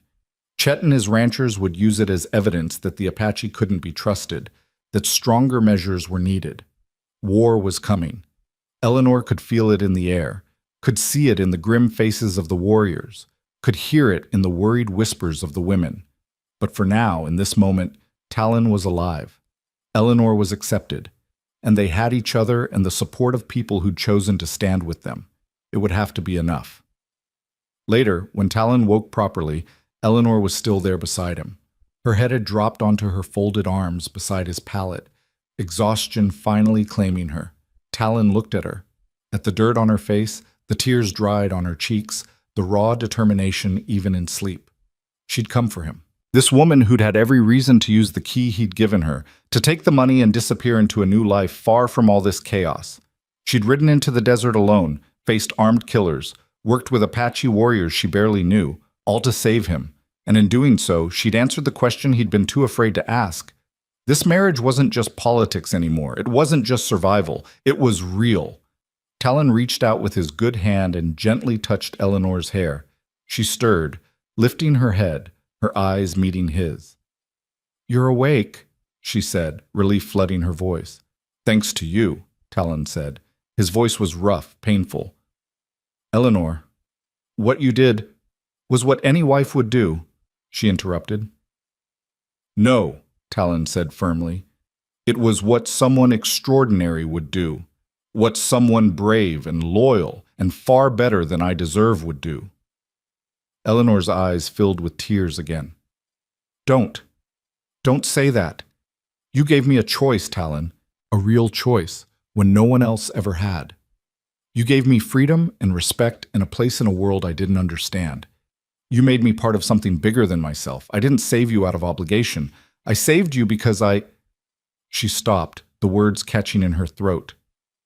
"Because you what?" Talon asked gently. Eleanor took a shaking breath. Because I love you. I don't know when it happened. Maybe somewhere between the Apache camp and learning your language and watching you try so hard to protect everyone. But it's true. I love you, and I wasn't going to let you die without knowing it. Talon's eyes shone with emotion. He pulled her down carefully, mindful of his injuries, until her forehead rested against his. Eleanor Price Greyhawk, he said softly. You are the most terrifying, wonderful woman I've ever known. Is that a yes? Eleanor asked, a smile breaking through the tears. That's a yes, Talon confirmed. I love you too, have for a while now, though I tried not to because it seemed impossibly complicated. Everything about us is impossibly complicated, Eleanor pointed out. True, Talon agreed, but somehow that makes it perfect. They stayed like that, forehead to forehead, breathing together, while around them the Apache camp came fully awake and the new day began. Whatever came next, war or peace, acceptance or rejection, life or death, they'd face it together. And that, Eleanor thought, was worth every risk she'd taken to get here. The peace that followed the rescue lasted exactly 3 days. Talon spent those days healing in his mother's camp, his ribs slowly knitting back together, the swelling in his face gradually receding. Eleanor stayed by his side, learning more about Apache medicine from Nalin and the other healers, her hands finally becoming useful instead of just willing. She ground herbs, prepared poultices, fetched water, and somewhere in those quiet tasks found a rhythm that felt like belonging. But on the morning of the 4th day, riders appeared on the eastern ridge. Soldiers, a full company of them, led by a territorial marshal Eleanor recognized from Tucson. They came armed and ready, their intentions clear before they'd spoken a single word. The Apache camp mobilized instantly. Warriors grabbed weapons, women hurried children into the wickiups, and Goyathle positioned his men in defensive formations that spoke of too much practice at this particular dance. Eleanor's stomach dropped. This was it. The consequence she'd known was coming. The territorial government had learned about the raid, about her involvement, and they'd come to extract their own brand of justice. Talon tried to stand, tried to position himself between his people and the approaching soldiers despite his injuries. Eleanor pushed him back down with gentle firmness. Stay, she said. Let me handle this. Eleanor, they'll arrest you. They might— I know what they might do, Eleanor interrupted. But I also know that if you go out there hurt and angry, someone will get shot. Let me try talking first. Talon looked like he wanted to argue, but Nalin placed a hand on his shoulder, speaking rapidly in Apache. Whatever she said made him relent, though his eyes were dark with worry. Eleanor walked out to meet the soldiers alone, her head high, her hands empty and visible. She was acutely aware of all the eyes watching her, Apache warriors ready to defend their camp, soldiers ready to enforce territorial law, and somewhere between them the life she and Talon had been trying to build. The marshal dismounted when he saw her approaching. His name was Coleman, and Eleanor remembered him as one of the more reasonable men in Tucson's territorial office. His face was grim but not hostile.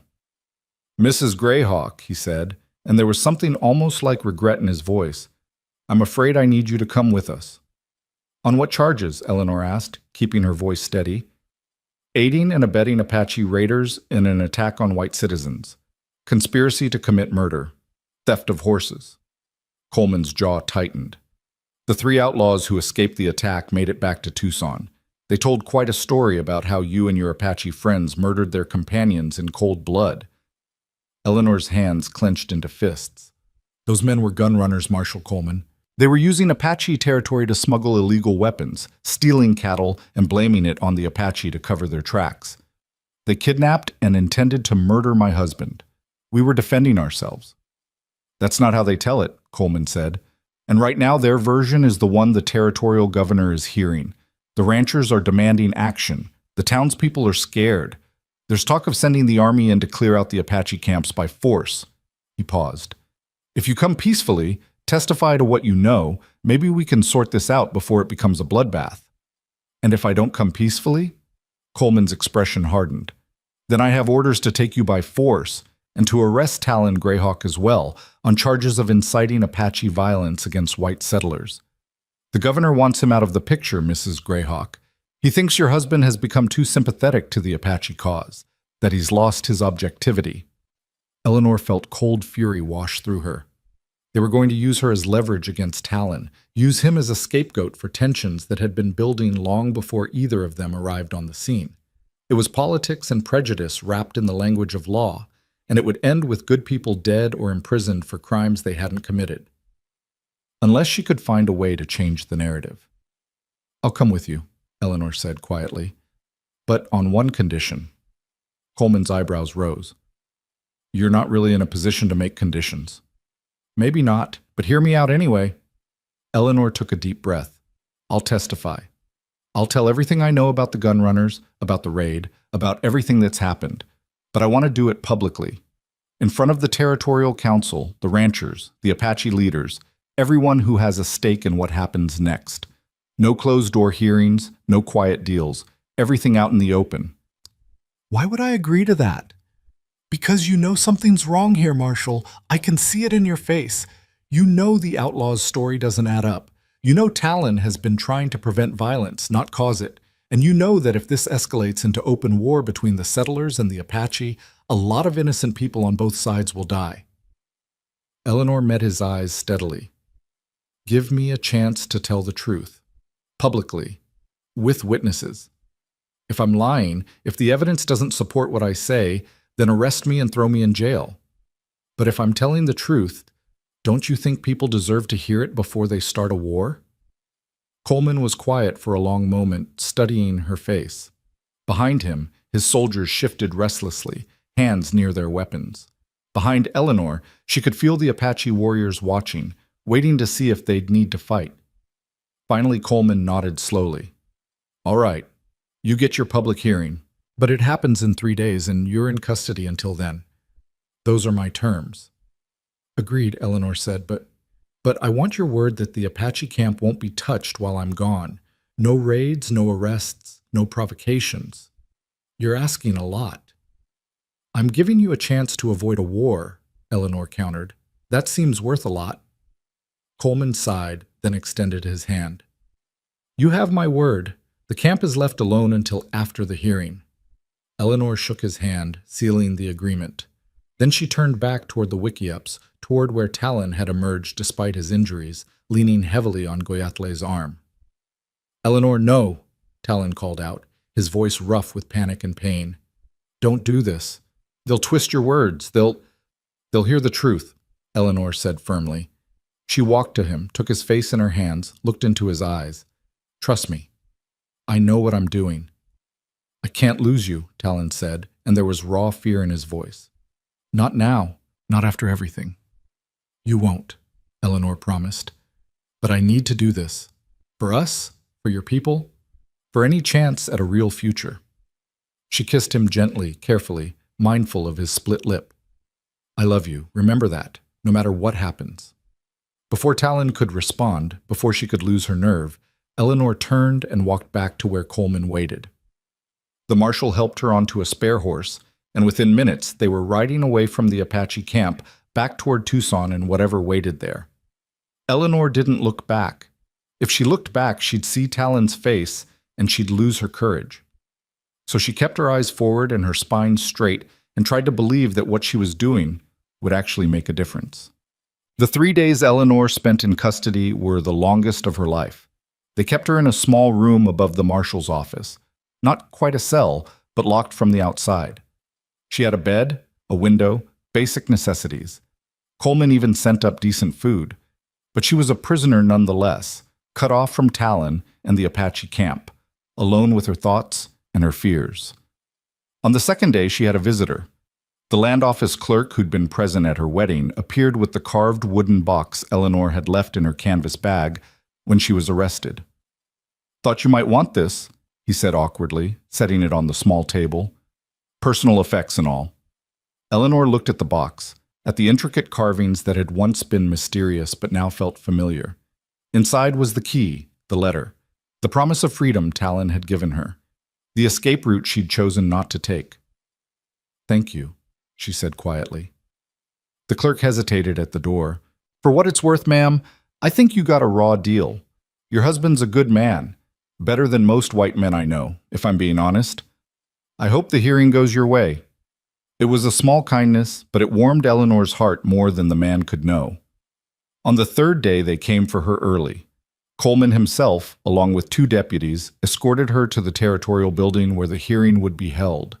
The main hall had been set up with chairs and benches, and it was already packed with people. Eleanor recognized faces from town, shopkeepers, ranchers, the judge who'd officiated her wedding. She saw territorial officials in their formal suits, military officers in uniform. And in the back, she saw Apache leaders including Nalin, Goyatle, and Cochise, their presence a testament to how seriously they took this proceeding. But she didn't see Talon. Her heart sank. Had something happened? Was he too injured to travel? Or had the territorial government decided to arrest him anyway, breaking their agreement? Coleman must have seen her looking. "He's here," he said quietly. "Waiting outside. The governor didn't want him in the room during your testimony. Thought it might be seen as intimidation."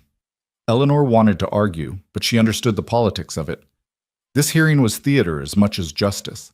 Everyone needed to feel like they were getting a fair shake, even if the whole thing was rigged from the start. The territorial governor, a portly man named Harrison with shrewd eyes and political ambitions, called the hearing to order. He explained the charges against Eleanor, outlined the testimony from the outlaws who'd survived, and made it clear that this was a very serious matter that threatened the peace of the entire territory. Then he called Eleanor to testify. She walked to the front of the room, feeling every eye on her. Some looks were curious, some hostile, some sympathetic. She tried to ignore all of them and focus on what she needed to say. Governor Harrison started with basic questions. Her name, where she was from, how she'd come to be in Arizona. Eleanor answered clearly and honestly, establishing her credibility. Then he moved to the harder questions. "Mrs. Greyhawk, you're accused of participating in an Apache raid that resulted in the deaths of 4 white men. How do you respond to these charges?" Eleanor took a breath. "I was present when Apache warriors attacked a group of outlaws in the desert, but it wasn't a raid. It was a rescue mission.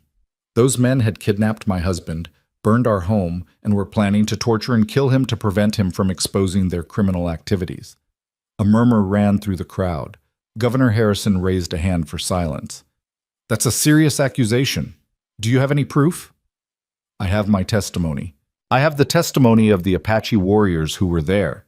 And I have the fact that the 3 men who survived and made these accusations against me are the same men who were running guns through Apache territory, stealing cattle, and blaming it on the Apache to cover their illegal activities."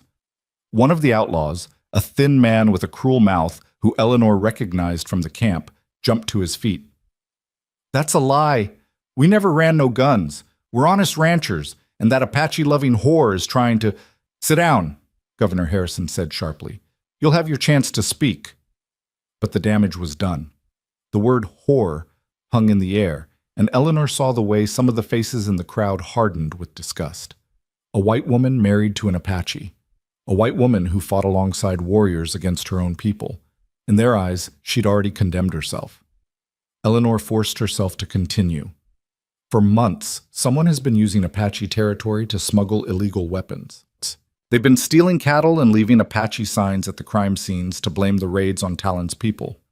This has stirred up hatred between the ranchers and the Apache, made it impossible to negotiate peace. My husband discovered evidence of this operation and was trying to bring it to the territorial authorities when he was attacked. "Evidence," Harrison said. "What evidence?" Eleanor hesitated. This was the weak point in her story. Talon had been gathering proof, but it had all been in their house when the outlaws burned it. Everything was gone: documents, testimony, physical evidence.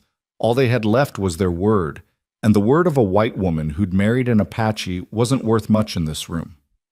Before she could answer, the door at the back of the hall opened. Talon walked in, moving stiffly but under his own power. Beside him was someone Eleanor hadn't expected to see: Kaya, the young Apache woman from the mission school. Governor Harrison frowned. "Mr. Greyhawk, I specifically asked you to wait outside." "I know," Talon said. His voice was still rough, but it carried authority. "But I have evidence that's relevant to this hearing, evidence that supports everything my wife has testified." He nodded to Kaya, who stepped forward carrying a leather satchel. She opened it and pulled out a bundle of papers, setting them on the table in front of the governor. Before the outlaws burned our house, Talon explained, I had hidden copies of my investigation in my mother's camp, shipping manifests showing illegal weapon sales, testimony from Apache scouts who witnessed the gun running, even a letter from one of the outlaws to their supplier, detailing their operations. Eleanor's heart leaped. He'd had backup copies. Of course he had. Talon was too careful, too thorough to rely on a single set of documents. Governor Harrison picked up the papers, examining them with growing interest. His expression shifted from skeptical to thoughtful to deeply troubled. These are quite detailed, he said slowly. If authentic, they paint a very different picture than what we've been led to believe. They're authentic, Talon said, and I can provide witnesses who will corroborate everything in those documents. Apache witnesses, yes, but also Mexican traders who've seen the gun shipments, and even a few white ranchers who've had their doubts about the story being told. The thin outlaw jumped up again. He's lying. Those papers are forgeries. You can't trust anything an Indian says. But Governor Harrison was still reading, his frown deepening. Finally, he looked up at the outlaws. These documents include details about your operations that couldn't possibly have been forged. Shipment routes, contact names, even the serial numbers of specific weapons. His eyes went cold. I think we need to have a much longer conversation, gentlemen. Marshal Coleman, please place these 3 men under arrest pending a full investigation. The room erupted. The outlaws tried to run but were quickly subdued by Coleman's deputies. The ranchers were shouting questions, demanding explanations. The Apache leaders watched with satisfaction, vindication written on their faces. Eleanor felt her knees go weak with relief. Talon had done it. He'd proven the truth, exposed the real criminals, given them all a chance at actual justice. Harrison banged his gavel, calling for order. When the room finally quieted, he turned to Eleanor. Mrs. Greyhawk, in light of this new evidence, I'm dismissing all charges against you. It's clear you were acting in defense of your husband against criminals, not participating in an unprovoked attack. He paused. I apologize for the territory's treatment of you. You've been poorly served by our justice system. Eleanor nodded, not trusting herself to speak. The relief was too overwhelming, the fear she'd been carrying for days finally releasing its grip on her chest. But Harrison wasn't finished. He turned to address the room at large. It's also clear that we've been operating on false information regarding the Apache people. We've allowed criminals to manipulate our fear and prejudice, to turn neighbor against neighbor for their own profit. That ends today. He looked at the Apache leaders. I propose a formal peace negotiation. Real talks, in good faith, with the goal of establishing fair boundaries and mutual respect. The Apache will be guaranteed their traditional lands in the mountains. The settlers will have protected territory for ranching and farming, and will work together to root out the criminals who've been exploiting both our peoples. Nalin stood, speaking in Apache. Talon translated for the room. My mother says the Apache people have heard promises before. Many promises, most of them broken. She asks why this time should be different. Harrison met Nalin's eyes directly. Because this time, we have someone who can bridge both worlds, someone both sides can trust. He looked at Talon. Mr. Greyhawk, I'm offering you an official position as territorial liaison to the Apache nations. You'll have authority to negotiate on behalf of the territory with the full backing of my office. And you'll have the freedom to advocate for your people's interests without fear of reprisal. The room went silent. This was unprecedented, giving an Apache man real political power, real authority in territorial affairs. Eleanor could see the shock on faces throughout the hall. Talon looked at his mother. They had a silent conversation, the kind only family can have with just a glance. Finally, Nalin nodded. I accept, Talon said, on the condition that my wife works alongside me. She's proven she can stand between two worlds, can speak hard truths to both sides. The Apache trust her now. If we're really going to build lasting peace, it needs voices like hers. Eleanor's eyes widened. She hadn't expected this, hadn't prepared for it. But looking at the faces in the room, Apache and white, rancher and warrior, all watching to see what would happen next, she realized this was exactly what was needed. Someone who belonged to neither side completely, which meant she could belong to both. I accept as well, she said, her voice steady and clear. Harrison smiled. Then we have an agreement. Ladies and gentlemen, I believe we've just witnessed the beginning of something new for this territory. Something better than what we've had. The room erupted again, but this time with conversation instead of chaos. People were arguing, debating, already starting to work through what this new arrangement might look like. It wasn't universal approval. Eleanor could see plenty of skeptical and hostile faces. But it was a start. Talon made his way through the crowd to Eleanor's side. Despite his injuries, despite the formal setting, he pulled her into his arms and held her like she was the most precious thing in the world. "You did it," he said into her hair. "You crazy, brave, impossible woman. You actually did it." "We did it," Eleanor corrected. "Together." Around them, the formal hearing was dissolving into smaller conversations. Ranchers were cautiously approaching Apache leaders with Cochise translating. Territorial officials were examining Talon's evidence with new eyes. And Governor Harrison was already organizing the first official peace negotiation, to be held in 1 week's time. Eleanor felt Nalin's hand on her shoulder. Talon's mother spoke in Apache, her voice warm with pride.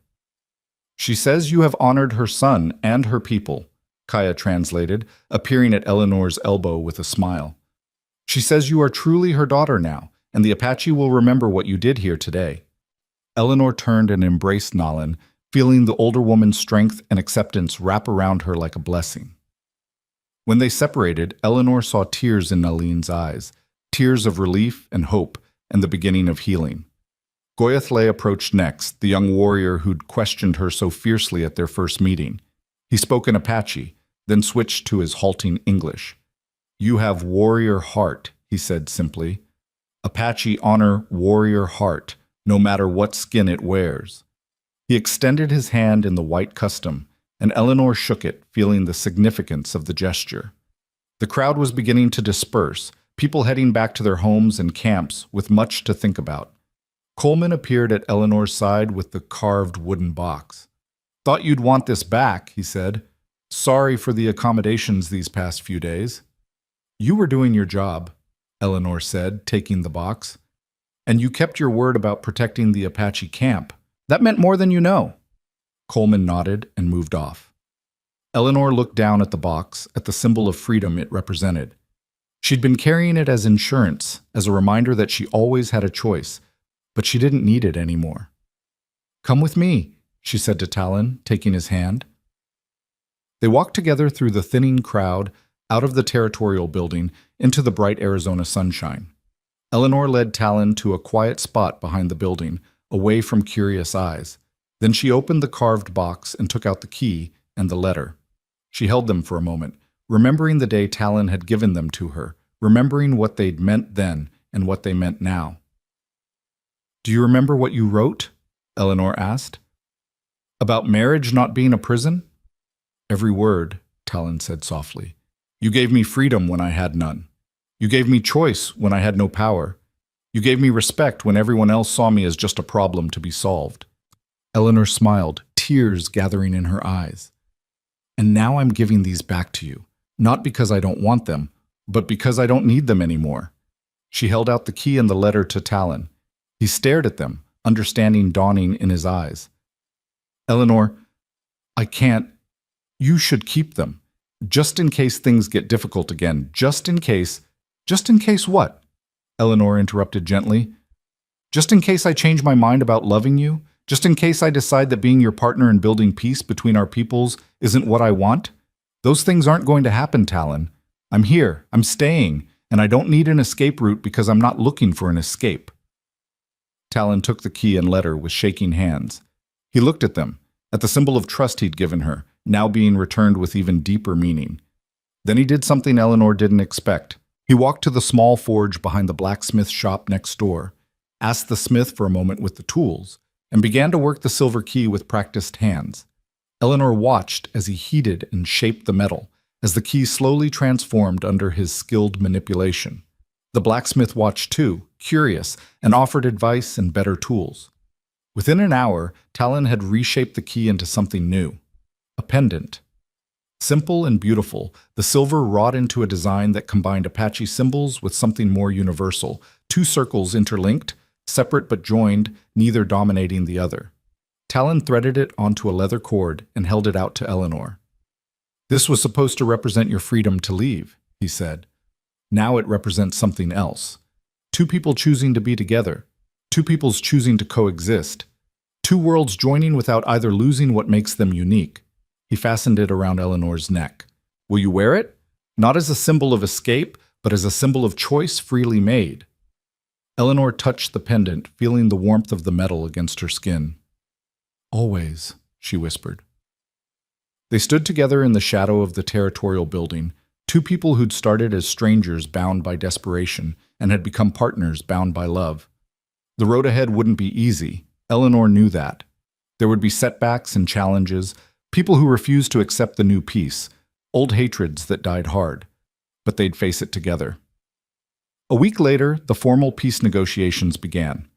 They were held in neutral territory, in a valley between the Apache Mountains and the settled ranch lands. Representatives from both sides gathered under a canvas pavilion, with Talon and Eleanor serving as mediators. The first day was tense, full of old grievances and mutual suspicion. But slowly, carefully, with patience and persistence, they began to make progress. Land boundaries were drawn and agreed upon. Trade agreements were established. Procedures for handling disputes were created. And most importantly, both sides began to see each other as people rather than enemies. It took 3 weeks of negotiations, 3 weeks of late nights and careful compromises, and moments when everything seemed ready to fall apart. But in the end, they had something unprecedented, a formal treaty that both sides actually believed in. The signing ceremony was held on a bright morning in early autumn. Apache elders and territorial officials gathered together, their signatures marking a new chapter in the region's history. Nalin signed for her band, her hand steady, her eyes fierce with hope. Governor Harrison signed for the territory, and for once his political calculation aligned with doing what was right. And at the bottom of the treaty, in a section acknowledging the mediators who'd made it possible, 2 signatures appeared side by side. Talon Greyhawk and Eleanor Greyhawk. Equal partners, equal voices. 2 people who'd found each other in the most unlikely of circumstances and had used that connection to build something bigger than themselves. After the ceremony, there was a celebration, a strange mixing of Apache and white traditions, with food and music and speeches from both sides. Eleanor stood with Talon, watching people mingle who'd been enemies just months before, and felt something like wonder at what they'd accomplished. "It won't last forever," Talon said quietly, reading her thoughts. "Treaties can be broken. People can forget their promises." "I know," Eleanor said, "but for today, for right now, we have peace. That's worth celebrating." "We have more than peace," Talon corrected, turning to face her fully. "We have each other. We have family. We have purpose and hope, and a future we're building together." He took her hands. "Eleanor, when I married you, I thought I was making a political gesture. I thought I was doing my duty to help my people." "And now?" Eleanor asked, even though she knew the answer. "Now I know I was being given the greatest gift of my life. I just wasn't smart enough to recognize it at first." Talon smiled, that rare, full smile that transformed his whole face. "Marry me again. Not as a political arrangement, not as a treaty between peoples, just as 2 people who love each other and want to build a life together. Marry me because we choose each other, freely and completely." Eleanor felt tears spring to her eyes. "We're already married." "I know, but I want to do it right this time. I want to stand before both our peoples, Apache and white, my family and yours, and tell them all that you're my partner, my love, my choice. I want to erase any question about what we are to each other." Eleanor looked at this man who'd given her freedom and respect and a place to belong. This man who'd stood with her through violence and fear and political machinations. This man who'd shaped a key into a pendant to symbolize chosen love rather than forced obligation. "Yes," she said simply. "Yes, I'll marry you again. As many times as you want, in as many ceremonies as you need. Because you're my choice too, Talon, today and always." They kissed there in the midst of the celebration, and around them people cheered, Apache and white together, celebrating not just a treaty, but a union that symbolized everything that treaty represented. The ceremony happened a month later, a blending of traditions that honored both their worlds. Nalin presided over the Apache portion, speaking blessings in her native language. The territorial judge who'd officiated their first wedding returned to handle the legal formalities, this time with warmth instead of irritation. And people from both communities gathered to witness and celebrate. Eleanor wore traditional Apache dress that Nalin and the other women had made for her. Intricate beadwork telling the story of a woman who'd crossed between worlds. Talon wore a mixture of both cultures, Apache leggings and moccasins, but also a white man's shirt, symbolizing the bridge he'd always been. When they spoke their vows this time, they weren't reading from a script or going through mechanical motions. They looked at each other and spoke from their hearts. "I choose you," Eleanor said, her voice steady and clear. "Not because I have to, not because I have nowhere else to go, but because you're the person I want to build a life with. You've shown me what true respect means, what partnership can be. You've given me a place in a world I never knew existed. I love you, Talon Greyhawk, and I'm honored to be your wife." Talon's eyes shone with emotion as he responded. "I choose you, Eleanor. You came into my life as a stranger and became my anchor. You've shown courage that puts warriors to shame. You've built bridges I thought impossible. You've loved me when you had every reason to run. I'm a better man because of you, and I'll spend my life trying to deserve the gift of your love." When they sealed their vows with a kiss, the crowd erupted in celebration. Apache war cries mixed with white cheers, drums began to beat, and someone produced a fiddle. And soon people were dancing together, the barriers between cultures dissolving in the joy of the moment. Eleanor danced with Talon, then with Goyathle, who'd become a friend despite their rocky beginning. She danced with Marshal Coleman, and with Apache warriors, and with white ranchers who'd slowly begun to see past their prejudices. She danced with Kaya and with Nalin, with the women who'd taught her to scrape hides and gather herbs and survive in a harsh land. And through it all, she wore the silver pendant Talon had made for her, the symbol of choice, of love freely given, of two people deciding to face whatever came together. The celebration lasted until late into the night, and when Eleanor and Talon finally slipped away to the small house they'd rebuilt on the site of the old one, they did so as partners in every sense of the word. Not a white woman and an Apache man forced together by circumstance, but two people who'd chosen each other despite every obstacle, every prejudice, every reason to walk away. That night, lying in Talon's arms in their rebuilt home, Eleanor thought about the journey that had brought her here, about the scared 19-year-old who'd gotten on a train heading west with nothing but desperation driving her, about the woman who'd stood between armed men to protect people she barely knew, about the mediator who'd helped forge peace between warring peoples. She'd become someone she never could have imagined back in Kansas. Someone braver, stronger, more complete. "What are you thinking?" Talon asked softly, his fingers tracing patterns on her shoulder. "I'm thinking about gifts," Eleanor said, "about the gift you gave me when you offered me freedom, about how that gift led to all of this." "The silent gift," Talon murmured, "the one that said love must never be a cage." "The one that gave me room to choose you," Eleanor agreed, "and in choosing you, I found myself." They lay together in comfortable silence, listening to the sounds of the desert night.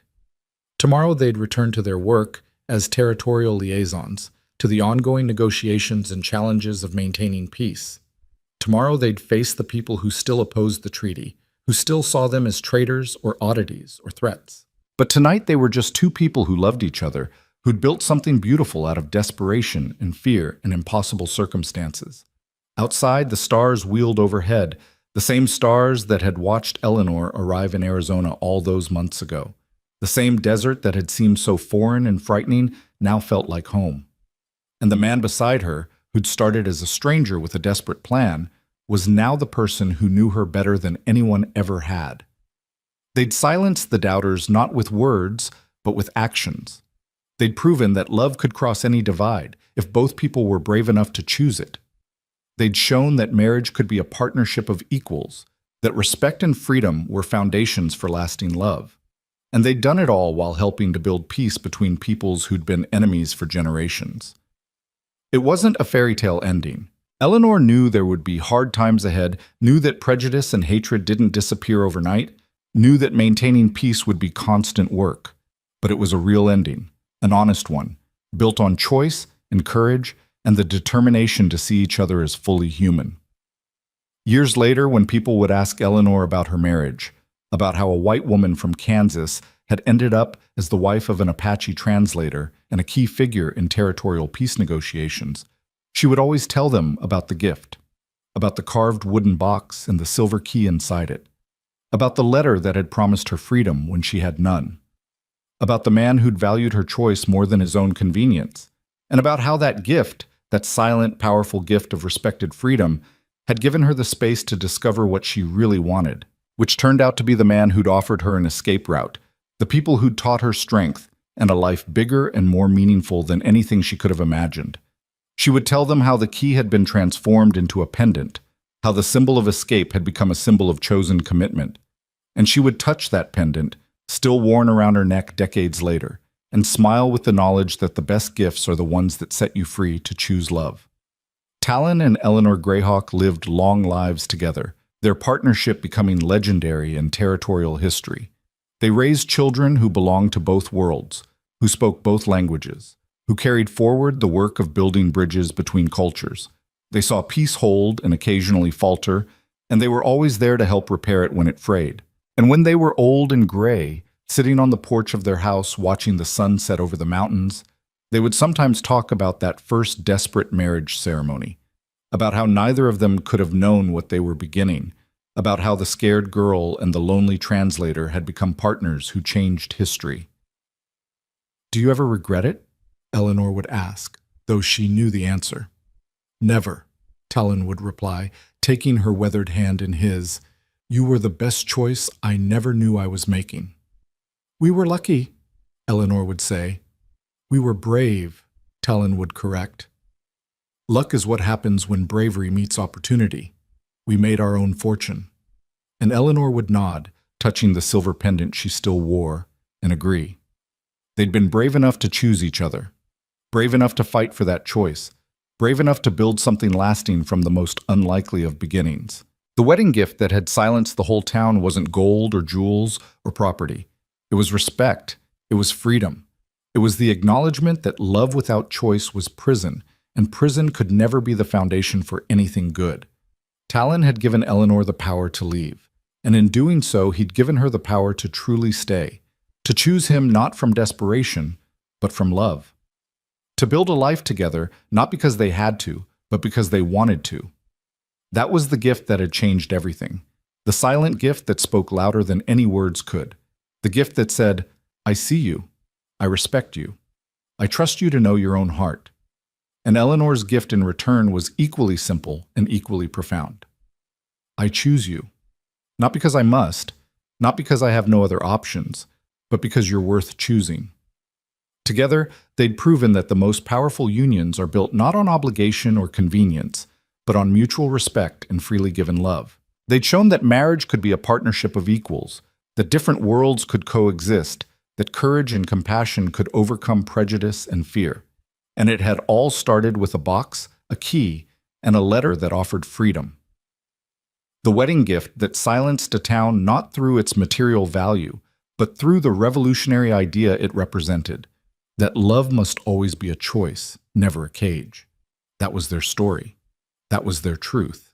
And it echoed through generations, a testament to the power of respect, the importance of choice, and the enduring strength of love freely given and freely received.